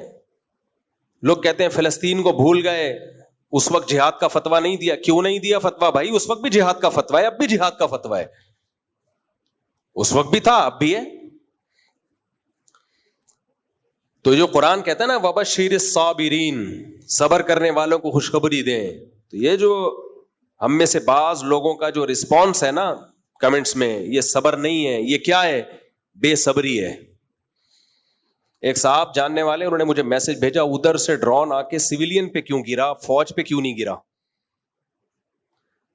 تو میں نے ان سے کہا, میں نے کہا دیکھو جنگ کے موقع پر نا اس طرح کی باتیں کر کے یہ شو کرنا کہ ہم اپنی عسکری طاقتوں کے ساتھ نہیں ہیں, یعنی فوج پہ گراؤ ہم پہ نہ گراؤ, اس سے دشمن خوش ہوگا, اور یہ غداری میں آتی ہے یہ سب چیزیں. تو ان کا جواب آیا کہ آپ بھی تو جنرل مشرف پہ بڑی تنقید کیا کرتے تھے مفتی صاحب, اب ہم نے اگر فوج پہ تنقید کر دی تو آپ کو کیوں تکلیف ہو رہی ہے؟ میں نے ان سے کہا, میں نے کہا جنرل مشرف ابھی جنگ لڑ رہا ہوتا نا تو میں اپنی تمام تنقیدیں فی الحال تھوڑی دیر کے لیے سائڈ پہ رکھ دیتا, ڈیلے کر دیتا, جب جنگ میں فتح ہو جائے گی تو کروں گا دوبارہ سے. یہ موقع نہیں ہے, موقع نہیں ہے یہ تنقیدات کا. اور ڈیپو پہ آرمی کے بھی حملے ہوئے ہیں, آپ تو رپورٹ بھی غلط پیش کر رہے ہو. لاہور میں جو حملہ ہوا ہے ہمارے دوست, یہ میں نیوز چینل کی خبر نہیں بتا رہا, یہ تو ہمارے جو دوست ہیں جن سے ہم سے لاہور میں بیٹھے ہوئے ان سے کال پہ بات ہو رہی ہے, وہ کہہ رہے ہیں کہ ادھر آرمی ایریا پہ حملہ ہوا ہے. فرضی چیزیں بنا بنا کے منفیت پھیلانا. انڈیا حملہ سویلین پہ کر ہی اس لیے رہا ہے کہ تاکہ سویلین اپنی فوج کے خلاف کھڑی ہو, ان میں جوش پیدا ہو. اس کا مقصد ہی یہی ہے کہ یہ اپنی فوج کے خلاف کھڑے ہو جائیں کسی طرح. وہ اس کو پتا ہے ہم نہیں مار سکتے ان کی فوج کو, یہیں سے لوگوں کو کھڑا کرو فوج کے خلاف. ابھی میرے بھائی تمام اختلافات کو کھڈے لین لگا دو, عقل مند قومیں یہی کرتی ہیں, کھڈے لین لگاؤ, بعد میں لڑنا, میں بھی اس لڑائی میں آپ کے ساتھ ہوں گا, بعد میں لڑیں گے, ہم تو لڑنے والے لوگ ہیں, دشمن سے نہ موقع ملا آپس میں لڑتے ہیں, گوشت کھاتے ہیں, لڑیں گے, میں بھی لڑوں گا انشاءاللہ. لیکن ابھی خدا کے لیے, ابھی مشرف اور لوگ کہتے ہیں نا مسلم, آپ نے بھی تو مشرف کی مخالفت کی ہے بھائی, کی ہے, لیکن جنگ تھوڑی ہو رہی تھی. مشرف اگر انڈیا سے جنگ کر رہا ہوتا, انڈیا نے اٹیک کیا ہوتا اور مشرف لڑائی کر رہا ہوتا, پھر ہم کہتے ہیں مشرف ایسا مشرف ویسا, پھر اگر کہتے تو ہم غدار وطن ہوتے, پھر غدار کہلاتے ہیں. جیسا بھی ہے, جب لڑائی ہو رہی ہے تو ہم کس کے ساتھ ہیں؟ حجاج ابن یوسف کتنا ظالم تھا, لیکن جب اس نے جنگ کی ہے میدان جہاد میں, صحابہ اس کی صف میں شریک ہو کر لڑے ہیں دشمن سے. بھائی یہ جیسا وردی ہے, ابھی کیا کر رہا ہے, لڑ کس سے رہا ہے؟ اسلام دشمنوں سے لڑ رہا ہے. تو منفی باتیں مت کرو, یہ کیوں ہو رہا ہے وہ کیوں ہو رہا ہے, آپ پتا کسی کو کچھ بھی نہیں ہوتا. میں جب واگا بارڈر گیا وہاں میں نے ایک بیان دیا, اس پہ بھی کچھ لوگ کہہ رہے ہیں کہ پیڈ ہیں, لفافے مل رہے ہیں. اللہ کی قسم ہم نے کسی فوجی سے رابطہ نہیں کیا کہ ہم واگا بارڈر جا رہے ہیں, کیا خیال ہے کتنے پیسے ملیں گے. ہم جب وہاں پہنچے ہیں فوجیوں کو بھی نہیں پتا تھا کہ ہم آئے ہوئے. انہیں جب پتا چلا بہت خوش ہوئے. اس کرنل تھے ایک, انہوں نے کہا کہ ہمیں حوصلہ چاہیے بھائی, حوصلہ پبلک. تو بہت خوش ہوئے کہ آپ لوگوں نے آ کے ہمیں حوصلہ دیا, کچھ ان کو جہاد کی آیتیں سنائیں. کچھ ان کے اپریشیٹ کیا, اتنا خوش ہوئے, کہہ رہے ہیں دل باغ باغ ہو گیا, کوئی تو آیا. تو منفی سوچنا چھوڑ دو, سمجھ رہے ہو, کچھ تھوڑا سا مثبت سوچا کرو. یہ سب نے مل کے اس میں, ہم نے قوم پوری اکٹھی ہوگی اس مسئلے پر, اور سامنے کیا ہے, بتوں کی عبادت کرنے والے, پتھروں کو پوجنے والے. اور بات یہ کہ آپ کے بارڈر پہ جتنے ملک ٹچ ہوتے ہیں سب ویسے ہی آپ کے دشمن ہیں, وہ سب ویسے ہی آپ کے دشمن ہیں. تو قوم بھی دشمن ہوگی تو بنے گا کیا ہمارا؟ فوج سے آپ دشمنی نکال رہے ہو, فوج کی ایسی کی تیسی ہو جائے گی آپ کی, لیکن آپ کی بھی ہوگی, پھر آپ کی اس سے بڑی ہوگی. اور جن کو آپ اپنا دوست سمجھ رہے ہو کہ جی ہمارے دوست ہیں اور یہ ہمیں آزادی دلائیں گے اس فوج سے, نا نا نا نا نا, وہ ایسا غلام بنائیں گے نا آپ کو کہ آپ کی سوچ ہوگی. انڈیا کے مسلمانوں کا حال دیکھو, انڈیا کے مسلمان صبح و شام انڈیا کی محبت کے نعرے لگاتے ہیں, مگر انڈیا ان کو اپنا ماننے کے لیے تیار نہیں ہے. وہ بیچارے زندگی ان کی گزر گئی یہی سمجھاتے ہوئے ہم پاکستان کے دشمن ہیں, ہم انڈیا سے محبت کرتے ہیں. انڈیا کہتا ہے جھوٹ بول رہے ہو, حالانکہ وہ کر رہے ہوتے ہیں, وہ ملک کے لیے قربانیاں دے رہے ہیں, لیکن نہیں مانتا مودی. انڈیا سے میری مراد ہے یہ مودی کی گورنمنٹ, یہ نہیں مانتی. کتنا ظلم ہوا ہے احمد آباد میں, مودی نے کتنا ظلم کیا ہے, کتنا ظلم کیا ہے احمد آباد میں مودی نے, کیا کچھ کیا ہے. بابری مسجد شہید نہیں ہوئی, اسی تنظیم کے گنڈوں نے شہید کی ہے بابری مسجد کو, اسی نے احمد آباد کا واقعہ ہوا ہے, یہ سب اسی تنظیم کے کارنامے ہیں. کتنی ویڈیوز آپ نے سوشل میڈیا پہ دیکھی ہیں, مسلمانوں کو ڈنڈے سے مار مار کے قتل کیا جا رہا ہے. وقف کی زمینیں سرکاری املاک میں لی جا رہی ہیں. صدیوں سے جو مسلمانوں کی وقف کی زمینیں تھیں جس سے مسجد اور مدرسے چلا کرتے تھے, مودی سرکار نے آ کے وہ سرکاری تحویل میں لے لی ہیں. طلاق کے مسائل میں مداخلت جو خالصتاً مسلمانوں کے آئلی قوانین ہیں. ڈاکٹر ذاکر نائک پہ پابندیاں, ایک دہشت گردی کا جھوٹا الزام لگا کے ملک بدر کر دیا. تو جو اپنے ملک میں جنہوں نے مسلمانوں کا یہ حشر کیا ہوا ہے, تم کیا سمجھتے ہو فتح کے بعد وہ تمہیں عزت دیں گے؟ تو ہوش کے ناخن لو میرے بھائی, آزمائشوں میں پتہ چلتا ہے کون اپنا اور کون غیر ہے. باقی اختلافات سب کے ہیں, ہم بھی کسی ایک جماعت کو دودھ کا دھلا ہوا نہیں مانتے, ہمارے بھی اختلاف ہیں, لیکن جنگ ختم ہو جائے پھر انشاءاللہ ہم آپس میں لڑیں گے. مجھے بتانا کہاں جا کے پھڈا کرنا ہے, میں دیکھوں گا یہ سوٹیبل جگہ ہے, یا میں تو ہوں پھڈے باز, 4 شادیاں پھڈوں کے بغیر تھوڑی ہو سکتی ہیں.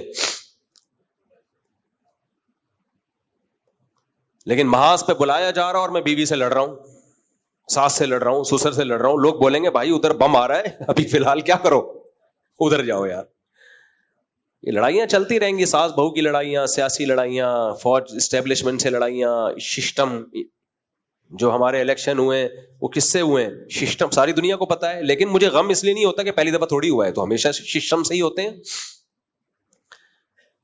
اب جو غم پہلی دفعہ پہنچتا ہے نا اس پہ انسان کو تکلیف ہوتی ہے, جو جس غم کے ہم پیدا ہی اس غم میں ہوئے ہو تو اس غم کی کیا تکلیف ہے یار. تو الیکشن شفاف کبھی پہلی دفعہ یعنی پہلی دفعہ تھوڑی ہوا ہے, یہ ایسے ہی چلتا ہے بھائی صاحب, مارکیٹ میں یہی چل رہا ہے. اوریجنل عدل و انصاف صرف کہاں ملے گا؟ آخرت میں ملے گا. دنیا میں ایسے ہی چلتا ہے, سسٹم کے تحت یہ سب کچھ. گھروں میں کون سا سسٹم ہے؟ سسٹم ہی تو ہے گھروں میں بھی. 100% گھروں میں کون سا کوئی عدل و انصاف کا نظام ہے؟ شوہر سچ بولتا ہے گھر میں؟ دیر سے آتا ہے تو کیا سچ بولتا ہے کہ میں فلم دیکھ کے آ رہا ہوں یا کہاں سے گھوم کے آ رہا ہوں؟ وہ یہی بتائے گا کہ میں مدنی مسجد گیا ہوا تھا, شب جمعہ کا بیان سن کے آ رہا ہوں. ایک آدمی شراب پی کے آتا تھا نا تو بیوی سے پٹتا تھا. ایک دن وہ آیا, دیوار پھلانگ کے آیا تاکہ بیوی کو پتا نہ چلے کہ میں لیٹ آ رہا ہوں, اور گھر میں لیپ ٹاپ کھول کے بستر پہ بیٹھ گیا کہ میں آفس ورک کر رہا ہوں, جیسے بہت پہلے سے آیا ہوں. بیگم آئی, بیگم نے بولا پھر پی کے آیا ہے؟ کہہ رہا نہیں بیگم میں تو 1 گھنٹے سے آفس ورک کر رہا ہوں. کہہ رہی کم بخت پھر بریف کیس کھول کے کیوں بیٹھا ہوا ہے؟ شراب کی وجہ کیا کھول کے بیٹھا ہوا تھا؟ بریف کیس کھول کے. تو تو ہماری دشمنی نہ انڈیا کے مسلمانوں سے ہے نہ انڈیا کے اسٹیٹ سے ہے. انڈیا ایک اسٹیٹ ہے, ریاست ہے, جیسے دوسری ریاستیں ہوتی ہیں. ہمارا دماغ نہیں خراب کہ بلا وجہ ریاستوں سے ہم پنگے لینا شروع کریں. لیکن جو انڈیا کی موجودہ گورنمنٹ ہے, گورنمنٹ اس سے ہماری دشمنی ہے, اس کو ہم نہیں چھوڑے گا. صحیح ہے, اس کو نہیں چھوڑے گا انشاءاللہ. اور اس جنگ میں اگر ہمارا کوئی نقصان ہوتا ہے جانی یا مالی تو اس پہ ہم نے واویلا نہیں کرنا, کیوں مر گئے, فوج کہاں ہے. جنگ میں مریں گے بھی ماریں گے بھی. فَيَقْتُلُونَ وَيُقْتَلُونَ, قرآن کہتا ہے لڑتے ہیں, مارتے بھی ہیں, مرتے بھی ہیں, سب کچھ ہوگا. اور اس سے بڑی بات یہ فوجی کیوں نہیں مر رہے, فوجی مر گئے تو تم کیا کرو گے پھر, تیرا کیا ہوگا کالیا. اس پہ تو خوش ہونا چاہیے فوجی نہیں مر رہے, حالانکہ وہ بھی شہادتیں پیش کر رہے ہیں, ایسا نہیں ہے کہ وہ ان کو کچھ نہیں ہو رہا. تو مثبت سوچ رکھو, ورنہ دماغ نے ایک دن برین ہیمریج سے پھٹ کے مر جاؤ گے کسی دن. جو آدمی منفی سوچتا ہے نا, منفی یہ کیوں ہے, جیسے فسادی, کچھ مرد فسادی ہوتے ہیں گھروں میں, کچھ فسادی عورتیں, دفتروں میں مرد ہوتے ہیں کچھ فسادی. آپ نے دیکھا ہوگا جہاں بھیجو گے وہ سارا سسٹم تباہ کر دیں گے, غیبتیں کر کر کے, یہ کیوں ہو رہا ہے, یہ میرے بعد آیا تھا, اس کی تنخواہ زیادہ کیوں ہے, میں 10 سال سے جھک مار رہا ہوں, ابے اس کی تنخواہ اس لیے زیادہ ہے, کم بخت اس کی تو میٹرک پاس ہے اور یہ پی ایچ ڈی کر کے آیا ہے اس لیے زیادہ ہے. یار یہ غلط ہو رہا ہے, یہ میں اتنے عرصے سے باس کی جو ہے نا وہ چمچا گیری کر رہا ہوں, اور یہ دیکھو یہ دفتروں میں ایسے فساد, مسجدوں میں بھی ہوتے ہیں, یہ کیا ہو رہا ہے, یہ کلر ہے 20 سال سے اس مسجد میں آ رہے ہیں, ایئر کنڈیشن نہیں ہے, چندہ 5 روپے کا بھی نہیں دیا ہوگا انہوں نے. تو ہوتے ہیں ہر جگہ فسادی لوگ ہوتے ہیں, منفی گھروں میں تو بہت ہوتے ہیں لڑوانے والے. یہ میاں بیوی کو لڑواتے ہیں, ساس بہو کو لڑواتے ہیں. ساس بہو کو تو لڑوانے کی ضرورت ہی نہیں ہے میرے بھائی, وہ خود ہی لڑ رہے ہیں, تم آ کے اور آگ لگا رہے, چنگاری لگا رہے, ان کو لڑوا رہے. میں پہلے کسی علاقے میں رہا کرتا تھا, تو مجھے اندازہ وہ میرے گھر والے جب ایک خاص کسی کے گھر میں جاتے ہیں نا, تو جب بھی آئیں تو میری لڑائی ہوتی ہے. میں پریشان تھا, یار ہماری اچھی بھلی زندگی گزر رہی ہوتی ہے, وہ کسی خاتون سے ملنے جب میری گھر والی جاتی ہے, ان کے گھر دوستی ووستی ہے, تو آگے پھر لڑائی. شروع میں میری سمجھ میں, اس وقت ہم ناتجربے کار تھے, پھر مجھے اندازہ ہوا بھائی یہ بہت بڑا مسئلہ ہے. اچھا, بعض خواتین کا گھر میں دیکھا, وہ جب آئی ہیں ملنے کے لیے گئی ہیں تو گھر میں لڑائی ہوئی ہے ہماری. ابے وہی چل رہا ہے, اچھا والا نہیں ہو رہی تھی, یہ اس کے آنے سے ہوتی ہے. اس وقت مجھے اندازہ ہوا کہ کچھ خواتین کا کام آگ بجھانا اور کچھ کا کام آگ جلانا. وہ ماچس کی تیلی ہوتی ہیں, ان کا کام ہے کیا کریں. اور ایک واقعہ سنا دیتا ہوں جس سے آپ کو اندازہ ہو یہ آگ جلانے کے واقعات ہوتے کیسے. ہمارے ایک دوست نے دعوت کی, اس وقت اتفاق سے میری صرف 2 تھیں, اللہ معاف فرمائے, کہتے ہوئے بھی شرمندگی ہوتی ہے, صرف 2, لیکن بہرحال مجبوری تھی, اکٹھی 4 ہو نہیں سکتی تھی. تو میرے گھر والوں کو بلایا عقیقے پہ کسی نے, تو میں نے کہا دونوں کو ایک ساتھ لے کے جاؤں گا تو میں خود نہیں جا سکوں گا, میں باہر ہی کھڑا رہوں گا, تو اس لیے 1 by 1 پہلے ایک کو پھر دوسرے گھر والوں کو لے جاؤں میں. تو جب ایک گھر والوں کو میں لے کر گیا ہوں, تو جیسے میں نے کہا بھائی آدھے گھنٹے بعد میں آ جاؤں گا لینے کے لیے, یا میں وہیں بیٹھا رہا, واللہ وہ مجھے یاد نہیں, بہرحال آدھا گھنٹہ پونا گھنٹہ گزرا, وہ ٹائم پہ گھر والے آ گئے اور میں لے کے چلا آیا. اب دوسرے کو لے کر گیا, دوسرے گھر والوں کو, ان کو وہاں ہو گئی دیر. اب دیر ہو گئی تو مجھے فون کرنا بنتا تھا, بھائی کیا ہو گیا, اتنا ٹائم کیوں ہو گیا. 2-3 دفعہ میں نے فون کر لیا, کیونکہ لیٹ بہت ہو رہے تھے, لیٹ نائٹ, رات دیر ہو گئی تھی رات. میں نے ان کو لے آیا, بہرحال 2-4 دن ہمارے گزرے, اس کے بعد لڑائی شروع, ڈرون پہلی والی سے, جن کو پہلے لے کر گیا تھا نا, ڈرون حملے شروع, اور دھمکیاں, اور ڈرون, بالکل وہی جو ابھی مودی اور پاکستان کا چل رہا ہے. پہلے لائٹ فائرنگ, ہلکی ہلکی. کیا آپ کے دل میں میری کوئی ویلیو نہیں ہے, یہ ابھی جنگ کا سائرن بج رہا ہے, یہاں سے ابتدا ہوتی ہے, آپ کے دل میں میری کوئی ویلیو نہیں. کیوں ویلیو نہیں ہے, میں گھر کا کرایہ دے رہا ہوں, بچوں کی فیسیں دے رہا ہوں, ٹائم دے رہا ہوں, اور ویلیو کسے کہتے ہیں. نا اب اچھا خواتین کی عادت ہوتی ہے اصل بات نہیں بتاتی, شروع میں یہ سیاستیں چل رہی ہوتی ہیں, پوری ایک دم سے کلیئر بات ہو نا تو آدمی وضاحتی بیان دے دے, تو یہ ہے فلانا ہے اور یوں ہے, اور میرے اوپر ایک تو سوکن آئی ہوئی ہے, اوپر سے ویلیو کس کو دی جا رہی ہے. ابے بھائی کیسے ویلیو دے رہا ہوں میں, اس کو خرچہ زیادہ دے رہا ہوں یا اس کو ٹائم زیادہ دے رہا ہوں نہ, یہ ہلکی پھلکی فائرنگ, پھر میزائل گرنیڈ ایسا بھائی. جب اس کی ڈیپ میں گیا تو پتا یہ چلا کہ جنہوں نے گھر میں دعوت کی تھی نا عقیقے کی, ان کی خواتین کا کہیں بعد میں رابطہ ہوا پہلے گھر والوں سے, اور ان کی خواتین نے ہمارے پہلے گھر والوں کو کہا کہ جب آپ آ کے بیٹھی تھی مفتی صاحب کا ایک فون بھی نہیں آیا, جب دوسری آئی تھی کم سے کم 5-6 کالیں کی ہیں, اتنی فکر ہے. میں نے کہا میرا پروگرام اڑ گیا, حالانکہ وہ ضرورت کی بنیاد پہ کی تھی, دیر ہو گئی تھی, تو دیر ہوتی تو ان کو 10 کالیں کر لیتا میں. اب کیا وضاحتی بیان, میں ٹائم تھوڑا بتاؤں کہ دیکھو اتنے بج کے اتنے منٹ پہ وہ گئے تھے اور لیٹ ہو گیا, بہرحال وہ وضاحت پھر یہ ثابت کرنے کے لیے کہ نہیں بھائی آپ کی ویلیو بہت زیادہ ہے, کتنا خرچہ ہوا میرا, کتنا ٹائم لگا, لیکن پھر بھی وہ بات تھوڑی ہوتی ہے. ایک دفعہ بدگمانی پھیل جائے تو بہت مشکل ہے. مجھے خیال ہوا جن کے گھر گئے تھے ان کو کیا ضرورت تھی بتانے کی کہ اتنی کالیں اور اتنی کالیں اور ایسا ہوا, کیا ضرورت تھی یار, یہ ہر رپورٹ پیش کرنے کی ضرورت نہیں ہوتی. اور بھی اس طرح کے بہت واقعات ہیں میرے پاس. کبھی آپ خوشبو لگا کے آئیں, اکیلے بیٹھے, آپ انڈیا پاکستان کی جنگ کو بھول جاؤ گے. آپ خوشبو لگا کے آئیں, خوشبو اس لیے کہہ رہا ہوں کہ گرمی میں پسینہ آج کل بہت نکل رہا ہے, تو ایسے ہی آ کے چپکتے ہیں نا تو مجھے تھوڑی سی تکلیف محسوس ہوتی ہے. پھر میں نے ایک پالیسی بنائی, جو لوگ 2-3 شادیاں کرتے ہیں وہ میرے تجربوں سے فائدہ اٹھا. میں نے پالیسی بنائی کہ ایک گھر والے جہاں جائیں گے دوسرے والے وہاں جائیں گے, سب کی دوستیاں الگ الگ خاندانوں سے ہوں گی, تاکہ ان کا آپس میں کوئی مواصلاتی رابطہ ہو ہی نہیں, کوئی رابطہ نہ ہو. اگر ایک کو ایک گھر میں سلام دعا ہے تو اب ادھر آپ کا کوئی تعلق ہے ہی نہیں, ملاقات ہی نہیں کرواؤ, کیونکہ ملاقات ہوگی تو ریلیشن خود بخود بنے گا. تو اس سلسلے میں پھر وہ اللہ کا شکر ہے اس کے بعد تھوڑا سکون آیا زندگی میں. جی کیا, ہاں تو میرے بھائی اللہ کہتے ہیں آزمائشوں میں وبشر الصابرین, صبر کرنے والوں کو خوشخبری سنا دیں. تو جب بھی جنگ مسلط ہوتی ہے, مسائل ہوتے ہیں, ایسے موقع پہ منفی باتیں کرنا یہ بے صبری ہے, یہ صبر نہیں ہے.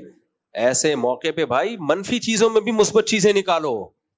ہمارے نبی نے کیا کیا غزوہ احد میں, صحابہ جب بہت سخت حملہ ہوا تو کچھ صحابہ کے قدم اکھڑ گئے, وہ شرمندہ ہوئے نبی صلی اللہ علیہ وسلم سے, اور کہ یا رسول اللہ ہم تو فرار ہونے والے ہیں. آپ نے فرمایا نہیں نہیں نہیں, تم فرار ہونے والے نہیں ہو, تم پلٹ کے حملہ کرنے والے ہو. یہ تو ہو جاتا ہے جنگ میں. قرآن نے بھی تسلی دی, وَتِلْكَ الْأَيَّامُ نُدَاوِلُهَا بَيْنَ النَّاسِ, یہ ایام ہم لوگوں کے درمیان گھماتے ہیں, پلڑا جنگ میں اوپر نیچے ہوتا رہتا ہے. تو یہ تو صحابہ, یعنی اللہ بھی حوصلے بڑھاتا ہے لڑنے والوں کے, تو ہم کیوں حوصلہ. اور بات یہ کہ ہم تو منفی چیزوں میں منفیت نہیں, مثبت چیزوں میں منفیت تلاش کر رہے ہیں, تو یہ صبر نہیں ہے میرے بھائی. نبی صلی اللہ علیہ وسلم نے خاتون کو دیکھا جن کے بچے کی وفات ہوئی, وہ قبر پہ بہت زیادہ چیخو پکار کر کے رو رہی تھیں. آپ آئے, آپ نے فرمایا صبر کرو. وہ نبی کو پہچانی نہیں, انہوں نے کہا کہ جو غم آپ کو پہنچا ہے, پھر میں پوچھتی کہ صبر کسے کہتے ہیں, آپ صبر کرتے ہیں کہ نہیں کرتے. وہ خاتون چلی گئی گھر, کسی نے پھر اس کو بتایا تو اللہ کے نبی تھے, تو وہ بیچاری گھبرا کے آئی نبی صلی اللہ علیہ وسلم کے پاس, عرض کیا یا رسول اللہ میں اب صبر کروں گی. آپ نے فرمایا انما الصبر عند الصدمۃ الاولى, جب غم پہنچے اس وقت صبر کی ہے ویلیو ہے اللہ کی نظر میں. تو بھائی ابھی جنگ کے حالات ہیں, تو اس وقت اللہ دیکھے گا کہ ہم میں سے کون صبر کرنے والوں میں ہے اور کون واویلا کرنے والوں میں. تو الٹی الٹی باتیں پھیلا کے دشمن کو ہنسنے کا موقع مت دیں. اللہ تعالی ہمارے ملک کی بھی حفاظت فرمائے, اور مودی سرکار کو جو دماغ کی کھوپڑی گھومی ہوئی ہے اس کو بھی اللہ ہمارے ذریعے سے سیٹ فرما. جب بھی الیکشن ہونے والے ہوتے ہیں تو سرکار اس طرح کی کچھ حرکتیں شروع کر دیتے. اللہ تعالیٰ ہماری حفاظت فرمائے. ہاں جی مفتی صاحب ذرا ایک دو تین سوال تھے میرے, وہ میں اپنی اصلاح کے لیے بھی پوچھ رہا ہوں, اور اس طرح کافی لوگوں کی اس میں اصلاح ہو جائے گی. اور وہ وہی بات ہے کہ بات کو مثال دے کے سمجھایا جاتا ہے. اور وہ میں نے آپ سے تقریباً مہینے ڈیڑھ مہینے پہلے ایک سوال کیا تھا, اس کو میں ذرا تھوڑا سا ایک دوبارہ دہرا دوں گا تو اس کا ایک جواب ذرا صحیح معنوں میں ذرا مل جائے تو اچھا ہے. کافی لوگوں کو فائدہ بھی ہوا ہے, کچھ لوگ اعتراض بھی کرتے ہیں. تو اعتراض کرنے والوں کو تو میں یہ کہوں گا آپ سے کہ جب اعتراض کرنے والوں نے محمد صلی اللہ علیہ وسلم کو نہیں چھوڑا, صحابہ کو نہیں چھوڑا, اور نبی کے جو وارث ہیں آل علماء ورثۃ الانبیاء, جب ان کو نہیں چھوڑتے تو مجھے کہاں سے چھوڑ دیں گے؟ تو اعتراض کرنے والوں کا کام ہے اعتراض کرنا. میرا سوال یہ ہے کہ جیسے میں نے پہلے بھی کہا تھا کہ دنیا میں ہر چیز کی دو قسمیں ہیں, چاہے بجری لینے جائیں, بجری کا ٹرک, یا سونا لینے جائیں. بجری سب سے سستی ہے, سونا سب سے مہنگا ہے. ان کی بھی دو قسمیں ہیں. تو دودھ دہی کپڑا وپڑا سب کی دو قسمیں ہیں. تو مسلمانوں کی بھی دو قسمیں ہیں, ایک نمبر اور دو نمبر. مرد کی بھی دو قسمیں ہیں, ایک نمبر اور دو نمبر. اسی طرح علماء کی بھی دو قسمیں ہیں. تو اب مسئلہ یہ ہے کہ ایک نمبر مسلمان وہ ہے کہ یقیناً جو فجر کا اہتمام کرے گا, اپنا الارم لگائے گا, اس نے اٹھنے کا اہتمام کرے گا, وہ ایک نمبر مسلمان ہے. اور جب آنکھ کھل جائے گی تو مسجد کی طرف دوڑ لگائے گا تو یہ ایک نمبر مرد ہے. اور جو یہ نہیں کر رہا وہ دو نمبر مسلمان ہے, دو نمبر مرد ہے.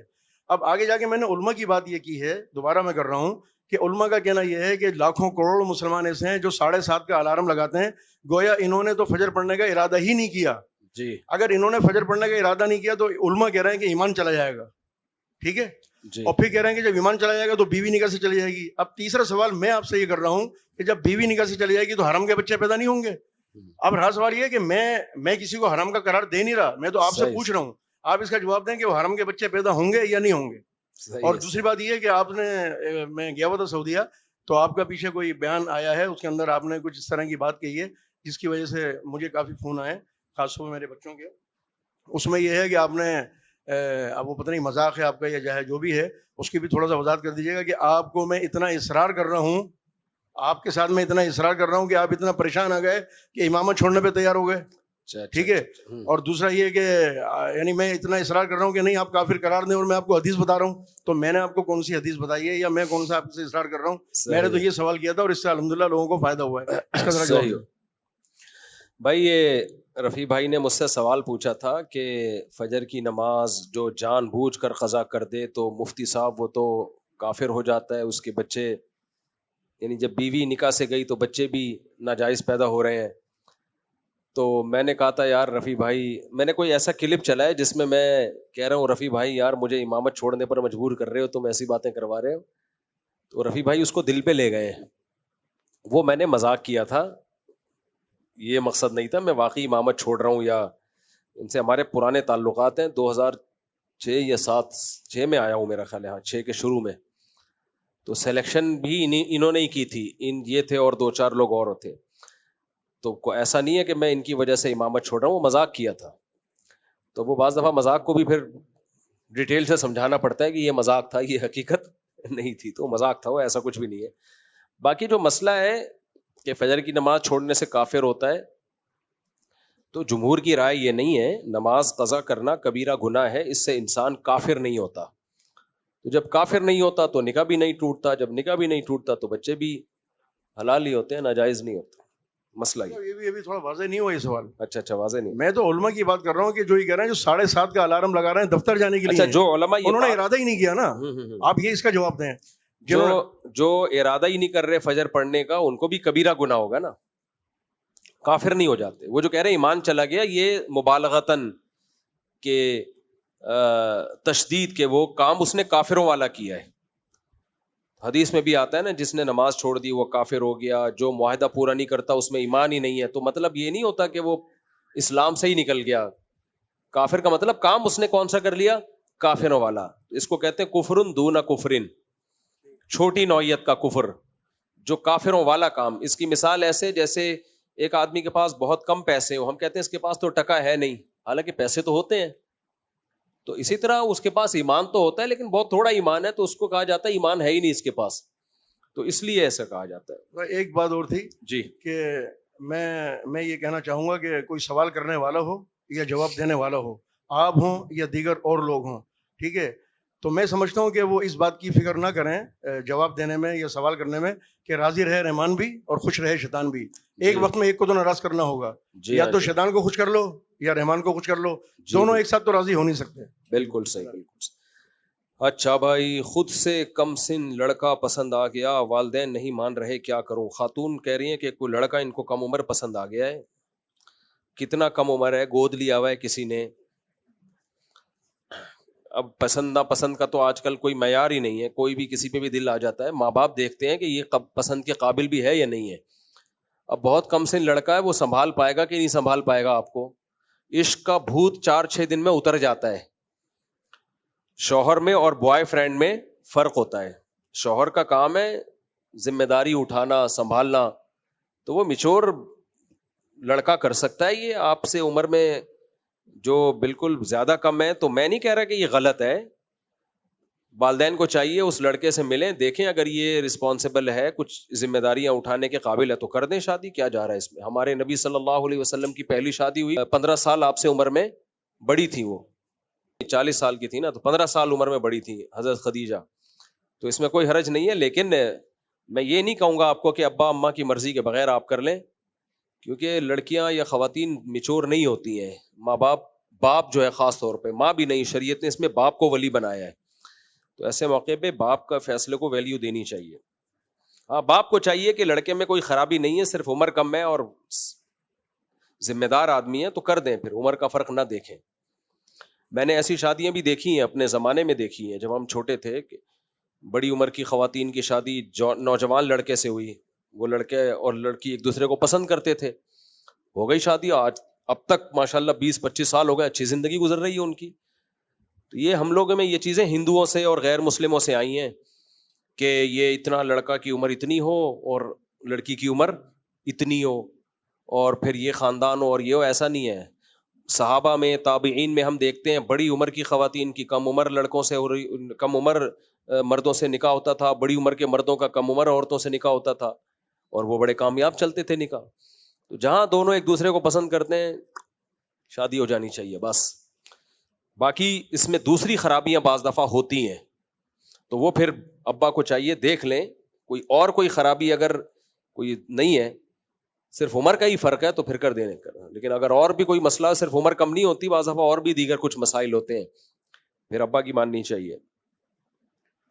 مجبوری کے تحت اگر کوئی قرآن کی جھوٹی قسم کھا لے تو اس کا کفارہ کیا ہوگا؟ وہی کفارہ ہے جو قسم اٹھانے کا کفارہ ہے.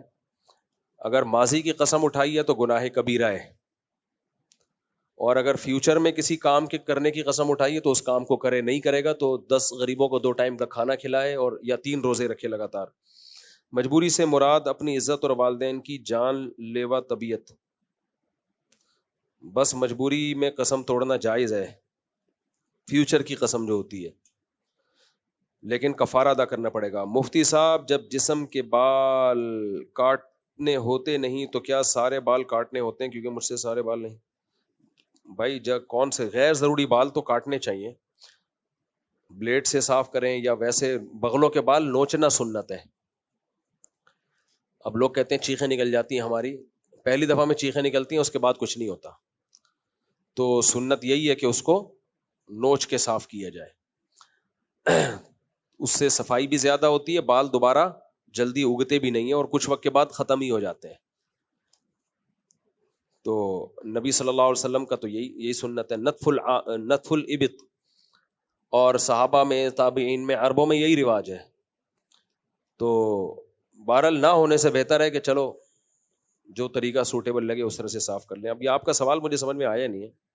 مفتی صاحب, آج میرا اسلامیات کا امتحان ہوا تھا جس میں 2 احادیث میں سے ایک کا ترجمہ و تشریح لکھنی تھی. وہ ہیں لا یؤمن احدکم حتی یحب لاخیہ ما یحب لنفسہ, ما عالم, یہ پتہ نہیں کیا لکھا ہوا ہے, تعالی ما عالم من اقتصد.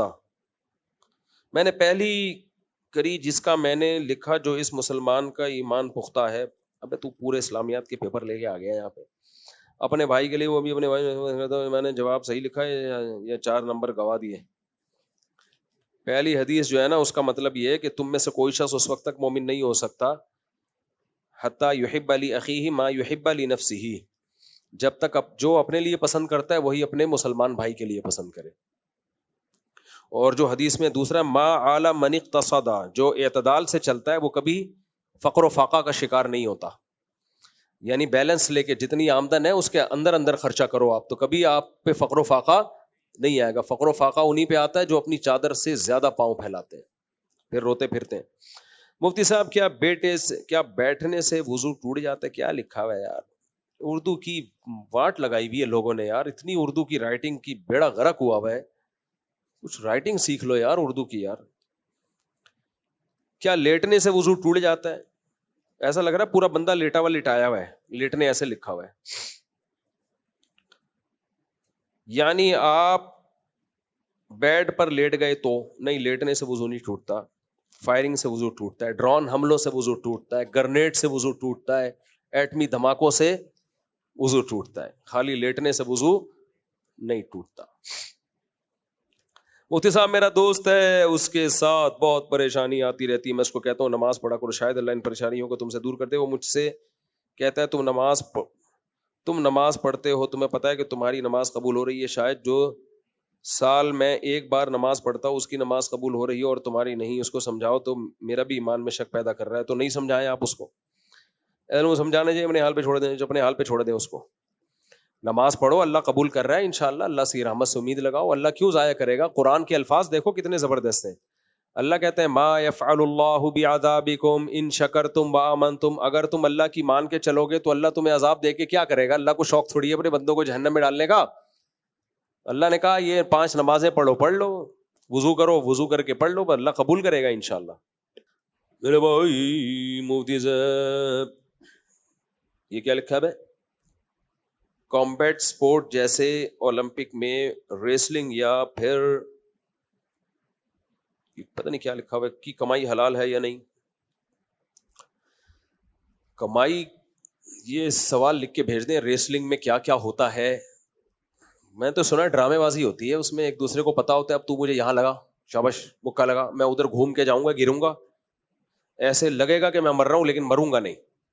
اس کے بعد جب میں اٹھوں گا تو ایک لات میں تجھے زور سے ماروں گا. اس کی پہلے پریکٹس بھی کی ہوئی ہوتی ہے، اتنی زور سے ماروں گا کہ تو نے وہاں جا کے زور سے گرنا ہے اور ایسا لگے اب تو مر گیا لیکن مرنا نہیں.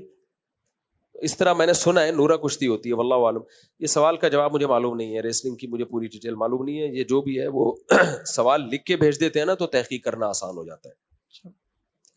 اللہ برکت فرمایا کو ہمارے سروں پر دیر سلامت رکھے. پوچھنا تھا کہ ڈیبٹ کارڈ پر ڈسکاؤنٹ لینا کیسا ہے؟ صحیح نہیں ہے. سودی بینک کا جو ڈیبٹ کارڈ ہے اس پہ ڈسکاؤنٹ لینا ٹھیک نہیں ہے. ابھی کوئی طریقہ کار چینج نہ ہو گیا ہو ان لوگوں کا، یہ مسئلہ بھی دوبارہ میں بتاؤں گا. ان کے بینکوں کے نا سیٹ اپ بہت جلدی چینج ہو رہے ہوتے ہیں ان کے طریقہ کار. مودی صاحب کے بھائی نے اپنا بیٹا دوسرے بھائی کو دیا ہوا ہے بچپن میں ہی، اور وہ جو اپنا بیٹا نہیں ہے ان کا نام ان کام اچھی کیا کہہ رہا ہے بھائی؟ تربیت بھی پھر بالغ ہونے کے بعد اس بچے کو پتا چلے کہ وہ ماں باپ کا اپنا بیٹا نہیں لیکن وہ پھر بھی انہی کے ساتھ رہے تو وراثت میں کس کے ساتھ شریک ہوگا؟ وہ باپ جنہوں نے چنا تھا یا جنہوں نے جنا تھا یا جنہوں نے تربیت کی، نیز وہ اپنی ماں جو اس کی چچی ہے ماں کہہ کے دعا کر سکتا ہے. دیکھو جنہوں نے اس بچے کی تربیت کی ان کا بہت بڑا احسان ہے، احسان ماننا چاہیے، لیکن بچہ اپنے باپ ہی کا ہوتا ہے اسلام میں، چاہے تربیت باپ نے نہ بھی کی ہو. اسلام پھر بھی اوریجنل باپ کو رائٹ زیادہ دیتا ہے. ہم اصل میں غیر مسلموں سے بہت ساری چیزیں لے رہے ہیں، اسلام کو ہم نے پسے پش ڈال دیا. اسلام بلڈ ریلیشن کو ترجیح دیتا ہے باقی تمام ریلیشن پہ. تمام ریلیشن پہ کس کو ترجیح دیتا ہے؟ Blood relation. وَأُولُو الْأَرْحَامِ بَعْضُهُمْ أَوْلَى بِبَعْضٍ فِي کتاب اللہ. اللہ کہتے ہیں جو رشتے ہیں نا خونی رشتے وہ اللہ کی نظر میں سب سے پہلے ہیں. تو باپ کا رشتہ چچا سے زیادہ بڑا ہوتا ہے. تو اس بچے کو چاہیے بالغ ہونے کے بعد اپنے باپ کے ساتھ صلہ رحمی کرے. ولدیت میں باپ ہی کا نام ڈلے گا ساری زندگی چاہے کوئی بھی پالے. اور ماں باپ نے بڑا ظلم کیا کہ بچے کو بچپن میں بتایا نہیں کہ تمہارا اوریجنل باپ کون ہے. بڑے ہو کے پتہ چلتا ہے بچہ بہت زیادہ ڈسٹرب ہو جاتا ہے اس سے. بچپن سے بتا دو بھائی تمہارے باپ یہ ہیں, پلتے تم یہاں پر ہو, تو کوئی حرج نہیں ہے اس میں. ابا وہ ہیں لیکن تمہیں پال کون رہا ہے؟ تمہارے ابا کی پرمیشن سے یہ پال رہے ہیں, تو کیا جا رہے ہیں اس میں. لیکن وراثت بھی باپ سے ملے گی, اس کی وراثت بھی باپ کو ملے گی, اور باپ اور چچا کے آرڈر میں ٹکراؤ ہوگا تو کس کی مانی جائے گی؟ باپ کی مانی جائے گی, جو خونی رشتہ ہے. اسلام بہت زیادہ خونی رشتوں کو اہمیت دیتا ہے. مفتی صاحب میں ڈیفینس سے آیا ہوں نماز پڑھنے کے لیے. تو میں نے آپ کا ایک کلپ سنا جس میں آپ نے فرمایا کہ جو امام کے مشرکانہ خیالات ہوں, جیسے مثلاً حضور صلی اللہ علیہ وسلم کو حاضر ناظر جانتا ہے اور ان سے مدد طلب کرتا ہے, اس طرح کی بات آپ نے کی تھی. تو یہ تو تقریباً تمام ہی جو بریلوی مسلک کی مسجدیں ہیں تو ان میں یہی ہے, تو پھر اس کا مطلب ہے کہ بریلوی مسلک کی مسجدوں میں نماز جو امام کے ساتھ نہیں پڑھ سکتے ہم؟ نہیں, بریلویوں میں تمام لوگوں کا یہ عقیدہ نہیں ہے. ان میں کچھ معتدل بھی ہیں جن کا یہ عقیدہ نہیں ہے کہ نبی ہر جگہ موجود ہیں, ہر جگہ حاضر ناظر ہیں, ہر چیز کا اللہ نے آپ کو علم دیا ہے. تو یہ تمام بریلویوں کا عقیدہ ہے نہیں.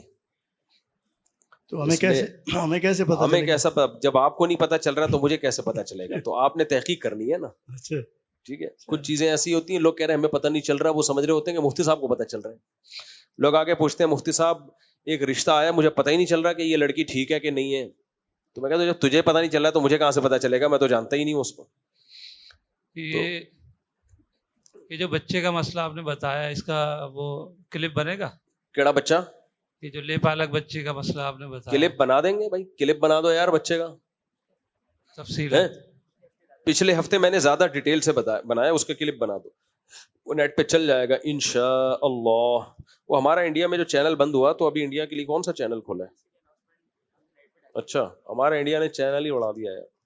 مفتی صاحب زیادہ تر تو ہمارے لوگ وہاں سنتے تھے. چلو ملک کے لیے اتنی قربانی تو بنتی ہے یار. مفتی صاحب انڈیا سے جنگ میں فتح حاصل ہوگی تو ان کی عورتیں باندی کہلائیں گی یا پھر ان سے 4 شادیاں کر لیں؟ اور باندی کون کہلاتی ہے, کن کے لیے ہوتی ہے؟ انڈیا کی جنگ میں انشاءاللہ فتح ہمیں حاصل ہوگی, لیکن ان کی عورتیں باندی نہیں کہلائیں گی. باندی پہلے زمانے میں ہوتی تھی جنگ میں, جو عورتیں قبضے میں آتی تھی, کیونکہ پوری دنیا میں ایگریمنٹ تھا. اب پوری دنیا میں ایگریمنٹ یہ ہے کہ کوئی کسی کی عورت کو باندی نہیں بنا سکتا, نہ غلام بنا سکتا ہے نہ باندی. تو اسلام نے معاہدوں کی پابندی کا حکم دیا ہے, تو لہذا اب نہیں ہو سکتا.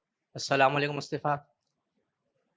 وعلیکم السلام, کیا حال ہے؟ ٹھیک ٹھاک جی. اللہ کا شکر ہے.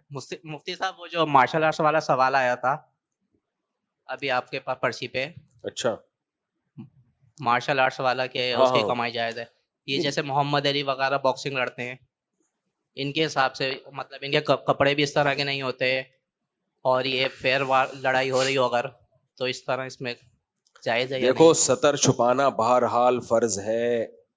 مسلمان مرد کے لیے جائز نہیں کہ ناف سے لے کے گھٹنے تک کسی بھی جسم کے عضو کو ظاہر کرے. وہ کھیلوں میں اس کا خیال کیا کرو. مارشل آرٹ تو سیکھنا چاہیے, ہم بھی سکھا رہے ہیں اپنے بچوں کو.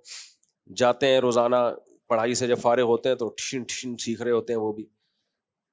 تو یہ تو صحت مند قوموں کی علامتیں ہوتی ہیں, لیکن لباس ناف سے لے کے گھٹنے تک یہ چھپانا فرض ہے. تو اس کو کھولنا ظاہر جائز نہیں ہے. انگریزوں پر کو فالو مت کرو, ان کا تو کوئی ہے ہی نہیں نا, چڈے بنیان جو مرضی وہ پہنے, نہیں پہنے تو بھی ٹھیک ہے ان کے یہاں. ہم مسلمان ہیں بھائی, ہمیں شریعت نے کچھ حدود رکھی ہماری. باقی آمدن کا اس سے تعلق نہیں ہے کہ کیا پہن کے لڑ رہا ہے, آمدن کا تعلق اس سے کہ جو کام کر رہا ہے وہ بذات خود جائز ہے یا نہیں ہے. مثال کے طور پر ایک مزدور اگر کنواں کھودتا ہے اور اس کو کنواں کھودنے کی اجرت ملتی ہے تو جائز ہے, چاہے وہ پورے کپڑے پہن کے کھودے یا چڈی بنیان پہن کے. اب چڈی پہن کے بھی اگر اس نے کنواں کھودا ہے تو کنویں کی آمدن تو حلال ہوگی نا, اس لیے کہ یہ آمدن چڈی پہننے کی نہیں مل رہی, یہ آمدن کس چیز کی مل رہی ہے؟ کنواں کھودنے کی. تو ہم اس کو کہیں گے بھائی تو پورے کپڑے پہن کے کنواں کھود, یہ گناہ مل رہا ہے, تو جو چڈی پہن کے کنواں کھود رہا ہے گناہ مل رہا ہے, لیکن اس کی آمدن حرام نہیں ہوگی.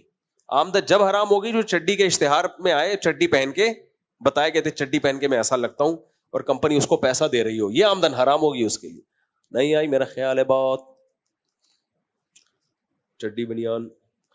انڈیا نے گزشتہ رات لاہور بندرگاہ میں بندرگاہ کہاں سے آ گئی ہے؟ اچھا میمز ہیں. انڈیا نے گزشتہ رات لاہور بندرگاہ میں میزائل حملہ کر کے ہمارا لاہور پورٹ تباہ کر دیا ہے. اس کے ساتھ کراچی میں بڑے پیمانے پر تباہی پھیر دی ہے جس کی وجہ سے کراچی کے لوگ کئی دفعہ مر گئے ہیں. صرف چند گھر بچے ہیں جہاں سے بیٹھ کر لوگ پوسٹیں کر رہے ہیں. انڈیا کا چینل یار اتنا جھوٹ بول رہا ہے نا. مزید ہمارے 2 F-16 گرا کر ہمارے پائلٹ چاہت فتح علی خان کو گرفتار بھی کر لیا گیا ہے. یہ کیا لکھا ہوا ہے آگے؟ ان سب کے بعد فائنلی ہماری آرمی چیف صاحب کو بھی گرفتار کر لیا گیا. صورتحال میں قوم کیا کرے یار. اتنی دیکھو جب جنگ ہوتی ہے نا تو بہت لمبی لمبی پھینکی جاتی ہیں.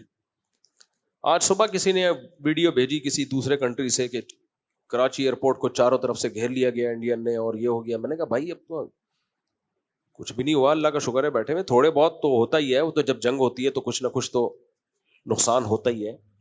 تو پروپیگنڈے کا شکار نہ ہو. ابھی مودی اتنی بوکھلاہٹ کا شکار ہے, خود ہی اپنے ملک میں مزید دھماکے کرا رہا ہے. وہ ہاں یہ کر دیا, ہاں وہ کر دیا, اتنے لوگ مر گئے, یہ کر دیا, وہ کر دیا. وہ چاہ رہا ہے کچھ ہو بھائی, کچھ ہلچل پیدا ہو, کیونکہ اس نے ابھی الیکشن آ رہے ہیں, اس کے لیے ووٹ چاہیے اس کو. کام تو دھیلے کا نہیں کیا اس نے انڈیا میں, صحیح ہے نا. تو پھر یہی طریقہ ہوتا ہے ووٹنگ کے لیے. تو ہاں تو ہمارے ISPR کا بیان آیا ہے بھائی اگر ہم نے حملہ کیا ہوتا نا تو ہم بتاتے ہم نے کیا ہے, اور انڈیا اس کو چھپاتا. ہم نے نہیں کیا اس لیے انڈیا اس کو کیا کر رہا ہے, اچھال رہا ہے. جب بھی کوئی فوج حملہ کرتی ہو تو چاہتی ہے کہ دنیا کو نظر آئے ہم نے یہ کر دیا. جیسے 5 طیارے گرائے, میرے پاس جو رپورٹ ہے وہ 7 طیاروں کی ہے, لیکن آفیشلی جو اعلان ہوا ہے وہ 5 طیاروں کا ہوا ہے, تو چلو 5 ہی مان لیتے ہیں اس کو. تو 5 طیارے گرائے تو انہوں نے بتایا نا ہم نے گرائے ہیں. تو پاکستان جو کام کرے گا وہ بتا دے گا کہ یہ ہم نے کیا ہے. لیکن بات یہ ہے کہ وہ خود ہی شور شرابہ, ادھر ہم نے یہ کر دیا اور انہوں نے یہ کر دیا, ایسے چل رہا ہے کچھ ہو. لیکن ہم بہت ڈھیٹ لوگ ہیں, ہمیں نہیں ہو رہا کچھ, ہمیں کچھ نہیں ہو رہا. اچھا انڈیا میں نا ووٹ ملتا ہے پاکستان دشمنی کی بیس پہ. مجھے ووٹ دو میں پاکستان کی اینٹ سینٹ بجا دوں گا, میں یہ کر دوں گا, میں یوں. پاکستان میں اس بیس پہ ووٹ نہیں ملتا. اگر کوئی یہاں سیاسی لیڈر کھڑا ہو اور بولے میں انڈیا کی ایسی کی تیسی کر دوں گا, الیکشن میں جیتے گا ہی نہیں وہ. ہمارے لوگ بولیں گے کیوں کر دے گا بھائی, ان کو رہنے دو, آرام سے چینے دو یار. تو اس سے پتہ چلتا ہے جو عسکری لحاظ سے اسٹیبل ہوتے ہیں نا وہ گھبرائے ہوئے نہیں ہوتے. وہ بلا وجہ کی بھڑکیاں نہیں مار رہے ہوتے, بلا وجہ کی دھمکیاں نہیں دے رہے ہوتے وہ. تو ہمارے ہاں اس بیس پہ ووٹ نہیں ملتا کہ میں انڈیا کی ایسی کی تیسی کر دوں گا, میں واٹ لگا دوں گا. کوئی مجھے نہیں یاد پڑتا کسی سیاستدان نے کہا کہ مجھے ووٹ دو میں یہ کر دوں گا, میں وہ کر دوں گا. اگر کوئی سیاستدان یہ نعرہ لگائے تو ووٹ ملیں گے ہی نہیں اس کو, اس لیے لگاتے ہیں. انڈیا میں ووٹ اس بیس پہ, جو شدت پسند ہندو ہیں ان کی بات کر رہا ہوں, ان کی طرف سے ووٹ اسی بیس پہ ملتا ہے کہ میں پاکستان کی واٹ بھائی پاکستان کا رقبہ تمہارے لحاظ سے بہت تھوڑا ہے, آبادی تمہارے لحاظ سے بہت کم ہے, فوج کی تعداد تمہارے لحاظ سے بہت تھوڑی ہے, پھر بھی تم میں یہ کر دوں گا میں وہ کر دوں گا. اس کا مطلب گھبرا تم رہے ہو اور ہمیں یہ شو کر رہے ہو کہ ہم گھبرا رہے ہیں. ہم نہیں گھبرا رہے. ہمارے یہاں میمز پہ میمز بنی چلی جا رہی ہے, بنی چلی جا رہی ہے میمز پہ میمز. کل ایک صاحب مجھ سے ملے اور کہنے لگے یہ کیا تماشا لگایا ہوا ہے یار, یہ کوئی جنگ ہے؟ ادھر سے ایک ڈرون آ گیا, یوں آ گیا, ایک جنگ ہے. میں نے کہا ٹھیک ہے میں مودی سے بات کرتا ہوں, کوئی بڑا میزائل بھیجے یار, ان کو سمجھ میں نہیں آ رہا. میں نے کہا کیا بات کر رہے ہو, اچھا ہے نا نہیں ہو رہی, اچھا ہے نہیں ہو رہی. تو وہ ان کو اس پہ پاکستانیوں کو اس پہ اشکال ہو رہا ہے کیوں نہیں ہو رہی, یہ کیا مذاق لگایا ہوا ہے, ادھر سے ڈرون آ گیا ادھر سے میزائل آ گیا, کیا مذاق لگایا ہوا ہے. تو میں نے کہا خوش کو یار, اچھا ہے نا. مجھے غصہ بھی آ رہا تھا ان کے اوپر, ہنسی بھی آ رہی تھی. میں نے کہا میں مودی سے رابطہ کرتا ہوں بھائی, ہماری قوم کہہ رہی ہے کیا اور مذاق لگایا ہوا ہے. شکر کرو کوئی میزائل خدا نخواستہ گر گیا تو پھر بولو گے یہ کیا ہو گیا. السلام علیکم. جنگ کی تمنا نہیں کرنی چاہیے. جی السلام علیکم مفتی صاحب, مجھ سے میں نے آپ سے کچھ سوال کرنے, 2-3 چھوٹے چھوٹے سوال ہیں. جیسا کہ ایک ہے کہ نماز جو اگر کسی کے بندے کا نماز پڑھنے کا دل نہیں چاہ رہا, مثال کے طور پہ فجر کی کہتے ہیں جب اللہ راضی ہوتا ہے تو بندے کا دل چاہتا ہے, فجر کی نماز پڑھنے کا دل چاہے گا اللہ راضی ہوگا تو, اور اللہ راضی ہوگا تو اسی طرح ظہر کا, عصر کا, مغرب کا اور عشاء کا. اور اگر اللہ راضی نہیں ہوگا تو بندے کا دل ہی نہیں چاہ رہا ہوگا نماز پڑھنے کا.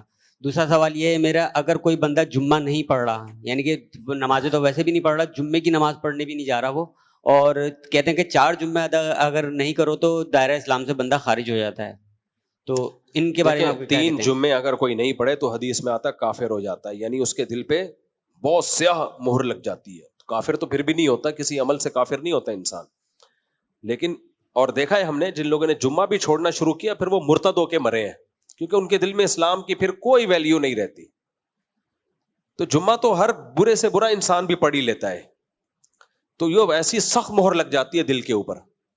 اور یہ جو پہلی بات آپ نے کی کہ اللہ راضی ہوگا تو نماز میں دل لگے گا، یہ بات ہی غلط ہے. ایسا نہیں ہے. نماز پڑھو گے تو اللہ راضی ہوگا چاہے دل لگے یا نہ لگے، بلکہ دل نہ لگ رہا ہو پھر نماز پڑھو گے تو ڈبل راضی ہوگا، کیونکہ اس میں مشقت زیادہ ہے. تو جس نیکی میں بھی مشکل زیادہ اس میں اللہ زیادہ راضی ہوتا ہے.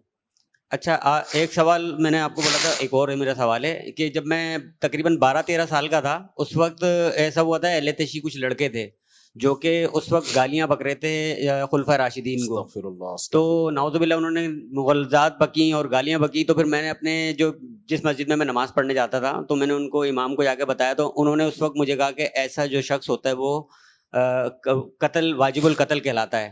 تو اس وقت کیونکہ میں چھوٹا تھا 12-13 سال کا تھا، تو کیا ایسا حقیقت میں ایسا ہے؟ دیکھیں، خود سے کسی کو قتل کرنا جائز نہیں ہے، اس سے ملک میں قتل و غارت پھیلتا ہے. قانون ہے کیس کرو آپ. اور کوئی بھی صحابہ کو گالیاں دیتا ہے آپ اس کو بولو میرے سامنے یہ کام نہیں کرنا آپ نے. بھائی انڈور جو مرضی کرتے رہو، آپ خدا کو جواب دو گے. ہمارے سامنے یہ کام کیا تو پھر اس کا رسپانس بہت خطرناک ہوگا. سمجھ رہے ہو کہ نہیں سمجھ رہے؟ یہ تو دنیا میں یہاں تک کہ قرآن نے کہا ہے کہ ہندوؤں کے جو بت ہیں ان کا بھی مذاق مت اڑاؤ، کسی کے سامنے اس کے بتوں کو برا مت کرو، کہ جو جھوٹے خدا ہیں، کیونکہ اس کے نتیجے میں وہ تمہارے خدا کو نہ برا کہنا شروع کر دیں. تو اتنی سخت احتیاط کا حکم دیا ہے. تو آپ ان سے بولیں یہ تو ہماری مقدس ہستی ہیں، ابو بکر، عمر، عثمان، علی رضی اللہ عنہم اجمعین. ہماری کسی مقدس ہستی کو ہمارے سامنے تم نے برا بلا کہا تو اس کا پھر جو ہماری طرف سے رسپانس ہوگا اس میں کوئی خیر کی توقع آپ نہ رکھیں. السلام علیکم مفتی صاحب. جی مفتی صاحب میرا ایک سوال یہ ہے کہ میرے چند دوست ہیں، ہاں، اور جو ہے ان کو میں کچھ ان میں حافظ بھی ہیں، تو میں ان کو داڑھی رکھنے کا کہتا ہوں کہ تم داڑھی رکھا کرو، تو وہ کہتے ہیں کہ بھائی ہمیں جو ہے نا یہ 5 سینٹی میٹر کی داڑھی رکھنے کا بھی ثواب مل رہا ہوگا. جبکہ میں ان کو بتاتا بھی ہوں کہ حدیث میں ہے کہ جو ہے داڑھی رکھنا جو ہے داڑھی بڑھاؤ اور دائیں بائیں اور نیچے سے ایک مٹھی ہونا چاہیے، اور جب ایک مٹھی سے زیادہ ہو جائے تب کہیں جا کے اس کو تراشا جاتا ہے. تو کہتا ہے کہ نہیں اتنا ضروری نہیں ہے، ہم جو 5 سینٹی میٹر والی بھی رکھتے ہیں تو اس کا بھی کہیں نہ کہیں ثواب ملتا ہوگا. اور دوسری بات یہ کہ جو میں نے کہا کہ جیسے ان میں کچھ حافظ بھی ہیں تو وہ تراویح وغیرہ پڑھا رہے ہوتے ہیں، تو کیا ان کے پیچھے تراویح یا نماز پڑھنا، کیونکہ داڑھی تو رکھتے نہیں ہیں، تو کیا جائز ہے یا پڑھنی چاہیے، کیا ہے؟ دیکھو داڑھی جس کی نہ ہو اس کو اپنی مرضی سے امام بنانا ٹھیک عمل نہیں ہے. بن جائے تو مجبوری میں نماز پڑھی جائے اس کے پیچھے، لیکن داڑھی ایک مٹھی رکھنا واجب ہے، اس سے کٹانا جائز نہیں ہے، کیونکہ نبی نے داڑھی رکھنے کا نہیں، اعفوا اللحیٰ داڑھی بڑھانے کا حکم دیا ہے، داڑھی بڑھانے کا. اب اہل حدیث حضرات اس پہ عمل کرتے ہیں، کہتے ہیں بڑھاؤ بالکل بھی نہ کاٹو، تو وہ بھی ایک حدیث سے بہرحال ثابت شدہ حقیقت ہے، اس کو حدیث کے ظاہری الفاظ تو یہی ہیں. لیکن جو جمہور علماء ہیں وہ کہتے ہیں ایک مٹھی کے بعد کاٹ سکتے ہیں، کیونکہ عبداللہ ابن عمر رضی اللہ تعالیٰ عنہ ایک مٹھ سے زیادہ کاٹا کرتے تھے اور کسی صحابی نے ان پر کوئی اعتراض نہیں کیا. تو بڑھانے کا حکم ہے، رکھنے کا نہیں ہے. تو لوگ چھوٹی چھوٹی داڑھی رکھتے ہیں، اس سے گناہ سے نہیں بچ سکتے. البتہ یہ ضرور ہے کہ بالکل کاٹنے سے بہتر ہے کہ چھوٹی رکھ لی جائے، لیکن اس سے حدیث پر پورا عمل ہوتا نہیں ہے، کیونکہ داڑھی رکھنے میں ایک بہت بڑی حکمت ہے عورت سے مشابہت ختم کی جائے. تو وہ چھوٹی داڑھی میں کچھ نہ کچھ تو ہو جاتا ہے نا اس پر عمل، لیکن بہرحال اس سے گناہ سے بچے گا نہیں. بچے گا جب حدیث پر پورا عمل کرے گا، بڑھائے گا کم از کم چاروں طرف سے ایک مشت جب تک نہیں ہوگی تو اس وقت تک حدیث پہ عمل نہیں ہوگا. اچھا بھائی، یہ کسی نے سوال پوچھا، آپ کے موجودہ شیخ کیا بیانات بڑے زبردست دلچسپ آ رہے ہیں، جس میں انہوں نے غزوہ ہند پر بھی بیان دیا ہے، اس سے متعلق آپ کی کیا رائے ہے؟ آپ نے فرمایا تھا غزوہ ہند پہلے ہو چکی ہے. اس میں علماء کی دونوں رائے ہیں کہ جو غزوہ ہند سے متعلق بشارتیں ہیں وہ پہلی جنگ جو ہوئی تھی محمد بن قاسم وغیرہ کے دور میں یا اس کے بعد والی بھی ہیں. دونوں رائے ہیں علماء کی. اب بات یہ ہے کہ ہم نے اس کو غزوہ ہند سمجھیں یا نہ سمجھیں، اتنی بات تو ہے کہ ایک غیر مسلم اسٹیٹ ایک مسلمانوں کے ملک پر حملہ کر رہی ہے. تو اس پر تو پوری امت کا اتفاق ہے کہ جب بھی کسی اسلامی ریاست پر حملہ ہوگا تو سب پر اپنی استطاعت کے بقدر جہاد لازم ہوگا. اس میں تو کسی کی دو رائے. اب اس کو غزوہ ہند کہیں یا نہ کہیں, غزوہ جاپان کہہ لو آپ اس کو, ٹھیک ہے نا, غزوہ کچھ بھی کہہ لو, غزوہ ملیشیا کہہ لو آپ. تو اب بجائے اس بحث میں پڑھنے کے یہ ہے یا نہیں ہے, بھائی ایک حقیقت ہے, جب بھی اسلامی مملکت پہ حملہ ہوگا تو جہاد سب پہ اپنی استطاعت کے بقدر فرض ہوگا. السلام علیکم مفتی صاحب. وعلیکم السلام مستفتی صاحب. مفتی صاحب, میں اپنے بچے کو حفظ کروا رہا تھا, تو میری والدہ کو جی میری والدہ کو بہت خوشی ہوتی تھی اور وہ پڑھ کے سناتا تھا تو وہ بہت خوش ہوتی تھی. ماشاء اللہ. اب میری والدہ کا انتقال ہو گیا, اللہ مغفرت. تو میرا بچہ اگر ان کی قبر پہ جا کے پڑھتا ہے تو کیا ان کو اس چیز کا محسوس ہوتا ہے؟ دیکھیں, اسپیشلی قبر پہ قرآن پڑھنے کے لیے بھیجنا ٹھیک نہیں ہے. انہی چیزوں سے بدعت کا وہ آغاز ہوتا ہے. تو بچے, ہاں اگر آپ وہ بچہ دادی کی قبر پہ چلا جائے ویسے ہی دعا کرنے کے لیے, زیارت کرنے کے لیے, اور وہاں قرآن کی تلاوت بھی کر لے تو کوئی حرج, آہستہ آواز سے. لیکن اسپیشلی قبر پہ جا کے تلاوت کرنا کوئی فضیلت کا عمل نہیں. تو ان کو بچے کو چاہیے گھر بیٹھ کے تلاوت کرے, اور انشاءاللہ اس کا ثواب آٹومیٹیکلی دادی کو ملے گا, کیونکہ انہی کی ترغیب پر, انہی کی خوشی پر اس بچے نے قرآن حفظ کیا ہے, اور ان کے لیے دعا مانگے. قبر پہ جا کے تلاوت, یعنی تلاوت کی نیت سے قبر پہ مت جائے کہ میں تلاوت کروں گا, تو یہ بڑا اختلافی مسئلہ ہے, اس کو چھوڑو ابھی. اچھا, ایک سوال, ابھی آپ نے غزوہ کا کہا تھا, تو غزوہ تو نبی پاک صلی اللہ علیہ وسلم کے دور میں ہوئے تھے. غزوہ وہ ہوتا ہے جس میں نبی پاک صلی اللہ علیہ وسلم بنفس نفیس خود شرکت کی تھی. تو ابھی ہم غزوہ ہند کہتے ہیں یا آپ غزوہ ملیشیا یا جو کہہ رہے تھے, تو اس سے کیا مطلب اخذ کر رہے ہیں ہم لوگ؟ دیکھیں, نبی کے دور میں جب جنگ ہوئی ہے نا, تو اس جنگ کے علم غزوہ اس کو کہا جاتا ہے جو جس میں نبی شریک ہو. لیکن یہ قیامت تک کا اصول نہیں ہے. جب نبی دنیا سے چلے گئے تو اس کے بعد جو بھی جہاد ہوگا اس کو غزوہ کہا جائے گا. ہاں, محدثین کی عادت ہے کہ نبی صلی اللہ علیہ وسلم کے دور میں جو جنگیں ہوئی ہیں ان میں غزوہ اس جنگ کو کہا گیا جس میں نبی شریک ہوئے, اور سریہ اس جنگ کو کہا گیا جس میں نبی شریک نہیں ہوئے, جس کی جمع سرایہ آتی ہے. السلام علیکم مفتی صاحب. وعلیکم السلام. مفتی صاحب, ایک بندے نے سسرال والوں کو ادھار پیسے دیے. آگے مجھ سے سنا ہی نہیں آ رہا. کہہ رہے ایک بندے نے سسرال کو ادھار پیسے دے دیے, ڈپریشن شروع ہے. پیسے نہ دینے کی صورت میں اس نے غصے میں کال کی, بات تیز ہو گئی تو اس نے غصے میں کال بند کر دی فون. تو یہ اپنے ساتھ بولنے لگا کہ اب اگر میری بیوی آپ لوگوں کے گھر آ گئی تو 10 طلاقیں ہوگی اس کو. طلاقیں تو 10 نہیں ہوتی, 3 ہوتی ہے. اور اس نے جو یہ الفاظ بولے یہ بالکل اکیلا تھا, کوئی آس پاس نہیں تھا. تو کیا یہ طلاق واقع ہوگی؟ طلاق میں ریورس گیئر نہیں ہے. بہت ہی بے وقوف داماد ہے جس نے بولا کہ میری بیوی آپ کے گھر گئی تو اس کو 10 طلاقیں, تو وہ جائے گی تو 3 طلاقیں واقع ہو جائیں گی, کبھی بھی نہیں جائے. اب یا تو یوں کر لیا جائے کہ پہلے اگر کبھی طلاق نہیں دی ہے تو بیوی کو 1 طلاق بائن دی جائے. بائن کا مطلب ہوتا ہے نکاح ٹوٹ گیا. جب 1 طلاق بائن دی جائے گی تو نکاح ٹوٹ جائے گا. 3 مینسز گزرے بیوی کے, پوری عدت پوری کرے, عدت پوری کر کے نکاح بالکل لیا, ختم. پھر وہ جائے اپنے ماں باپ کے گھر, بیوی چلی جائے اپنے ماں باپ کے گھر. تو اب طلاق شرط پوری ہو گئی, لیکن طلاق اس لیے واقع نہیں ہوئی کہ نکاح بھی ختم اور عدت بھی ختم. تو یہ قسم پوری ہو جائے گی. پھر دوبارہ اس سے 2 گواہوں کی موجودگی میں دوبارہ نکاح کر لے. دوبارہ نکاح کرے گا تو اب دوبارہ ماں باپ کے گھر جانے سے طلاق واقع نہیں ہوگی, کیونکہ وہ قسم مکمل کمپلیٹ ہو چکی ہے. تو اب یہ تدبیر کرنی پڑے گی, اس کے بغیر کوئی حل ہے نہیں. السلام علیکم مفتی صاحب, میرا سوال ہے, چونکہ جنگی ماحول ہے تو اس سلسلے میں ہے کہ اگر خدا نخواستہ جنگ چھڑ گئی تو انڈیا کے جو مسلمان ہیں تو ان پہ کیا لازم ہوگی کہ وہ پاک فوج کے خلاف لڑیں؟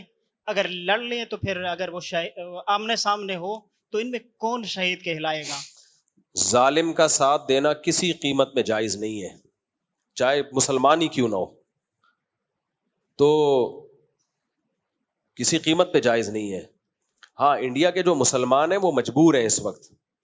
ہم لوگ ان کو ترغیب دیتے ہیں کہ تم مودی کے خلاف کھڑے ہو جاؤ, تم انڈیا کے خلاف کھڑے. بھائی وہ جس حالات میں رہ رہے ہیں وہ صبح و شام یہ نعرے لگا رہے ہیں کہ ہم انڈیا سے محبت کرتے ہیں. مودی حکومت یہ ماننے کے لیے تیار نہیں ہے. جو اس نے مسلمانوں پہ ظلم کے پہاڑ توڑے ہوئے ہیں وہاں بہت قسمہ پرسی کی حالت میں, سوائے چند لوگوں کے, نارملی حالات مسلمانوں کے انڈیا میں اچھے نہیں ہیں. مسجدیں گرائی, صبح شام ویڈیوز آ رہی ہوتی ہیں.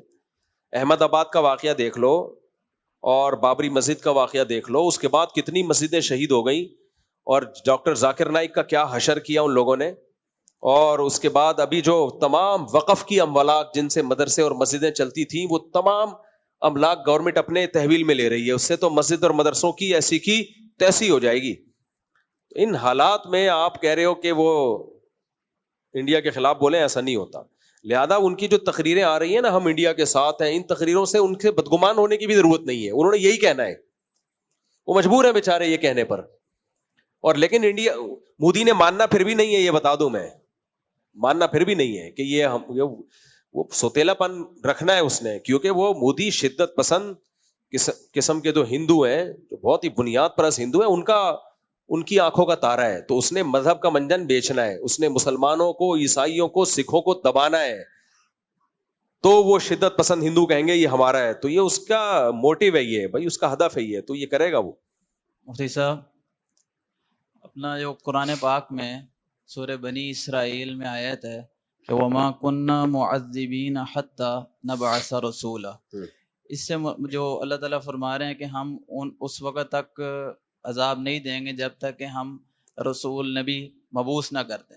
تو اس سے مراد نبی کا فزیکلی مبعوث ہونا ہے یا ان کی تعلیمات کا آنا؟ فزیکلی مبعوث ہونا نہیں ہے. دوسری بات, آپ صلی اللہ علیہ وسلم کی تعلیمات کہیں تک پہنچ گئیں تو وہ بھی مبعوث ہونا ہی ہے. تو بہت سارے دنیا کے اندر ایسے علاقے, آئس لینڈ, جنگلات ہیں جہاں جانا مشکل ہے, ان کا وہاں سے آنا مشکل ہے, اور وہاں پہ کسی قسم کی کوئی ٹیکنالوجی اور انٹرنیٹ کی سہولت موجود نہیں ہے. تو وہ ان کے بارے میں کیا ہے؟ وہ جہنم میں نہیں جائیں گے. ان کا کیا ہوگا؟ نہیں, وہ جہنم میں نہیں جائیں گے, جنت میں جائیں گے. جنت میں اگر جنت کا تو ہمیں نہیں پتا بھائی جائیں گے کہ نہیں جائیں گے, لیکن اتنا پتا ہے جہنم میں نہیں جائیں گے. وہ ایسے لوگوں کو اللہ, جو راجح قول ہے اس کے مطابق, اللہ قیامت کے دن آزمائے گا. جیسے کافروں کے جو نابالغ بچے فوت ہو جاتے ہیں نا, تو روایات میں ہمیں یہ ملتا ہے کہ اللہ تعالیٰ قیامت کے دن ان کو بالغ کریں گے, ان کو عقل اور شعور دیں گے, اور ان کے لیے بھی اسی طرح جیسے دنیا میں امتحان ہوتا ہے ایسے امتحان کا ان کے لیے بھی رکھی جائے گی. تو جو اس میں عقیدہ توحید کو اختیار کیا اور صحیح عقیدہ اختیار کیا ان کے لیے جنت ہے, اور جس نے اس وقت غلط چیز کو اختیار کیا ان کے لیے جہنم ہے. اب وہ کیسے ہوگا, وہ آخرت میں ہوگا, اس کی ڈیٹیل ہمیں معلوم نہیں ہے. لیکن یہ نہیں ہوگا کہ نہ پیغمبر پہنچے نہ پیغمبر کی تعلیمات پہنچی اور پھر بھی اللہ ان کو جہنم میں ڈال دے. قرآن سے پتہ چلتا ہے ایسا نہیں ہوگا. جہنم میں نہیں ہے, کافی ہے نا, جنت میں ضرور بھیجنا ہے. وہ جو آپ نے فرمایا ہے جو اس وقت اللہ تعالیٰ ان کو عقل دیں گے اور فرمائیں گے, تو یہ قرآن اور حدیث میں کہیں ہے؟ روایات میں ہے, یہ بات صحابہ سے یہ بات ثابت ہے. جی, اگر تو یہ اجماعی عقیدہ نہیں ہے امت کا, لیکن راجح قول جس کو علماء نے قرار دیا ہے نا وہ یہی ہے. السلام علیکم مفتی صاحب. جی میں پنجاب بھاولپور سے آیا ہوں. ماشاءاللہ, بھاولپور سے؟ جی جی بھاولپور سے, جہاں بم گرا ہے.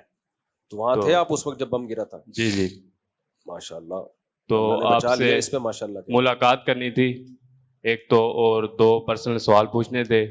کسی نے کال پر آپ سے طلاق کے ہیں دونوں ہی. ابھی پوچھ لینا سوال. جی سوال ابھی پوچھ. وہ بندہ آپ کو پوری ڈیٹیل بتائے گا کال کر کے بتائے گا. دیکھو طلاق کا مسئلہ ریٹن میں پوچھ لو تو زیادہ اچھا ہے, کال کر کے بتانے کے بجائے بہتر ہے, کیونکہ جس نے دی ہے جس حالات میں وہ اسی طریقے سے بتائے گا آپ کو کہ ہوئی یا نہیں ہوئی. زبان سے دی ہے؟ جی زبان سے دی ہے. 3 دی ہیں؟ 3 دی ہے. بس ہوئی ہے نا. پھر رخصتی سے پہلے دی ہے, رخصتی نہیں ہوئی. رخصتی سے پہلے طلاق دی ہے. یوں دیے تمہیں 3 طلاق, یا یوں دیے تمہیں طلاق طلاق طلاق, کیسے دیے؟ طلاق ہے طلاق ہے طلاق ہے, پھر 1 طلاق ہوئی ہے. 1 طلاق ہوئی, لیکن وہ پہلے ملتے جلتے بھی تھے. ہاں تو تنہائی میں جمع ہوئے ہیں نا وہ. یہ کہ ایسی تنہائی نہیں تھی کہ بالکل تنہائی, ایک کمرے میں سائڈ میں مل سکتے تھے. ایسی تنہائی کہ اگر ہم بستری کرنا چاہتے تو کر سکتے تھے, ایسی تنہائی ملی ہے؟ جی وہ تو اب وہی بتائے گا. تو اس سے پوچھ کے آپ بتا دو نا, جب اتنا کچھ آپ بتا رہے ہو. وہ تو کہتا ہے کہ گھر والے تھے لیکن کمرہ خالی تھا. بھائی تنہائی کا مطلب ایسی تنہائی جس میں میاں بیوی اگر ہم بستری کرنا چاہیں, فزیکل ریلیشن قائم کرنا چاہیں تو کوئی رکاوٹ نہ ہو, تو ایسی تنہائی کو رخصتی ہی کہا جاتا ہے. اگر ایسی تنہائی نہیں ملی, مثال کے طور کمرے میں بیٹھے میں دروازہ کھلا ہوا ہے, تو پھر تو نہیں ہو سکتا نا ایسے, اس کو رخصتی نہیں کہتے. صحیح. یا کہیں پارک میں مل رہے ہیں چھپڑ میں, تو وہاں بھی نہیں ہو سکتا ایسے, اس کو رخصتی نہیں کہتے. لیکن پارک ہے, وہ اوپن ایریا ہے. ابھی اتنے بغیرت تو ہم نہیں ہوئے نا انگریزوں کی طرح کے. نہیں, اگر ان کو پتا ہو تو اس کمرے میں کوئی بیٹھا ہے, یہاں کمرے میں جانا منع ہے 5-10 منٹ کے لیے, جیسے بیٹھ جاتے ہیں نکاح کے بعد, تو اب ان کی رخصتی ہوئی یا نہیں؟ 5-10 منٹ کے لیے نکاح کے بعد بیٹھ جاتے ہیں, کمرے کی کنڈی بھی لگی ہوئی ہے؟ نہیں, کنڈی نہیں ہے, ان کو بس اجازت نہیں کمرے میں جانے کی. بھائی یہ فیصلہ دولہا خود کرے. جی وہی تو کہ کیا اتنی تنہائی تھی کہ اگر میں پراپر ہم بستری کرنا چاہتا تو کر سکتا تھا. صحیح. اتنی تنہائی ہے, اگر وہ سمجھتا ہے نہیں کر سکتا تھا, بھائی کنڈی نہیں لگی ہوئی, تو اتنی بغیرتی ہمارے یہاں نہیں ہے کہ کنڈی کھلی ہوئی ہو اور دولہا دلہن سہاگ رات منا رہے ہو, ایسا بھی ہوتا نہیں. اور ایک اور سوال, اگر ایسا ہے تو پھر رخصتی ہو گئی تھی, اور اگر اتنی تنہائی نہیں تھی تو پھر رخصتی نہیں ہوئی. جاتے وقت آپ مجھ سے ملاقات کرنی ہے, ابھی آ جائیں, السلام کر لوں, آ جائیں ملاقات. جہاد کا موقع مل جائے تو اگر فرض, قضا, نمازیں اور کبیرہ گناہوں کی تلافی وغیرہ باقی ہو تو ایسے میں کیا کرنا چاہیے؟ اللہ آپ کو خوش رکھے ماشاء اللہ. ٹھیک ہے, بہاولپور والوں کا حوصلہ بڑھائیں جا کے. جہاد کا موقع مل جائے تو اگر اچھا آج کل یہ بھی شروع ہو گیا, میزائل گرا ہے, ہم پہ گر رہا ہے, ان پہ نہیں گر رہا. بعض لوگ یہ بھی کر رہے ہیں, اس کا مطلب ہم ہیں اصل. اور بھائی سب ایک جیسے ہیں, سب مسلمان ہیں, سب پاکستانی ہیں, سب کے غم میں برابر کے. اگر آپ پہ گرا تو یہ نہیں کہا اس پہ کیوں نہیں گرا, مجھ پہ کیوں گر گیا, تو آپ بولو چلو شکر ہے اس پہ نہیں گرا یار, وہ تو بچ گیا. جس پہ بھی گر رہا ہے, جہاں بھی شہادتیں ہو رہی ہیں, ہم سب کی شہادتوں کی قبولیت کی اللہ سے دعا کرتے ہیں, اللہ زخمیوں کو شفا عطا فرمائے. جہاد کا موقع مل جائے تو فرض, قضا, نمازیں اور کبیرہ گناہوں کی تلافی. کبیرہ گناہ ہے تو توبہ کرو, فرض نمازیں باقی ہیں تو جتنی پڑھ سکتے ہو پڑھ لو, نہیں جتنی ممکن نہیں ہے تو وصیت کرو اس کی. ہاں قرض معاف نہیں ہوتا شہید کا بھی. لوگ پیسے لے کے شہید ہو جاتے ہیں, جا کے ادھر پیسے لیے جا کے کیا ہو گئے شہید. وہ رو رہا ہوتا ہے تو ابھی تھوڑی دیر بعد شہید ہو جاتا, میرے پیسے تو دے دیتا. تو حقوق العباد کی بڑی ویلیو ہے بھائی. میرا کوئی دوست میری عزت نہیں کرتا, میرا کوئی بھی دوست میری عزت نہیں کرتا, سب میرا دل دکھاتے ہیں, تو میں اسی لیے سب سے دوستی ختم کرنا چاہتا ہوں, مگر اس سے میرا اللہ مجھ سے ناراض ہو جائے گا. تو آپ بھائی اللہ تعالیٰ نے خونی رشتے بنائے ہیں, دوست اگر اچھا سلوک کر رہا ہے دوستی رکھو, نہیں کر رہا ہے یا تمہاری ایسی کی تیسی. دوست کیا ہوتا ہے؟ دوست کا تو مطلب ہے آپ کے ساتھ اچھا ٹائم پاس کر رہا ہے, کرے تو ٹھیک ہے, نہیں کرے تو ہاں. بھائی بہنوں کا رشتہ ایسا ہے, اچھا سلوک کریں تو بھی بنا کے رکھنا ہے, نہیں کرے تو بھی بنا کے رکھنا ہے. تو یہاں ہے صلہ رحمی. تو ماں اور باپ کا رشتہ ایسا ہے, آپ سے بنا کے رکھیں تو بھی بنانی ہے آپ نے, نہیں بنائے تو بھی بنا کے رکھنی ہے آپ نے. تو دوست اچھا سلوک, بےزتی کر رہے ہیں تو نہیں. بعض لوگوں کو بےزتی کا شوق ہوتا ہے اپنی, جو دوست بےزتی کر رہے ہیں پھر جا کے اپنی بےزتی باقاعدہ کروا کے آئیں گے دوبارہ. پھر 4 دن بعد خیال ہوگا بہت دن سے بےزتی نہیں ہوئی, تو پھر اسی دوست کے پاس چلتے ہیں. تو یہ اس کا مسئلہ نہیں ہے, یہ آپ کا مسئلہ ہے, مت رکھو دوستی. اچھا میرے بھائی آخری سوال ہے, آپ کا بیان سنا تھا کہ شادی کے پیسے نہیں ہیں تو پھر بھی شادی کر لو, فی الحال لڑکی اپنے گھر میں رہے تو کم از کم. اچھا اس سے برائی سے بچنے کے لیے میاں تو مل جائے گا, تو آپ سے مشورہ ہے کہ کیا میں اس طرح نکاح کا پیغام بھیجنا مناسب رہے گا, کیونکہ کم عمری میں فوری روزگار نہیں ہے. اور بھائی لڑکی اور لڑکا اگر نکاح کر لیں برائی سے بچنے کے لیے تو ہمیں کوئی اعتراض نہیں ہے, لیکن لڑکی کا ابا راضی ہوگا نہیں کہ آپ کرتے کچھ بھی نہیں ہو, آپ کو ایکچولی میں برائی سے بچنے کے لیے نکاح کر رہا ہوں. وہ کہے گا میری بچی کو بھیڑ کیوں چڑھا رہا ہے, ہمیں تو پراپر داماد چاہیے بھائی, وہ پراپر اس کو رکھے اور سنبھالے اس کو, تو وہ تھوڑی دے گا, اور اس کو دینا بھی نہیں چاہیے. دوسری بات یہ کہ آپ نے برائی سے بچنے کے لیے آپ تو کریں, پیغام بھیجیں. کچھ مجبور لڑکیاں بھی ہوتی ہیں وہ راضی ہو جائیں گی, لیکن جو مجبور نہیں ہے وہ راضی نہیں ہوں گے, اور ہونا بھی نہیں چاہیے ان کو راضی.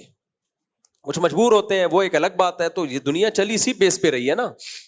تو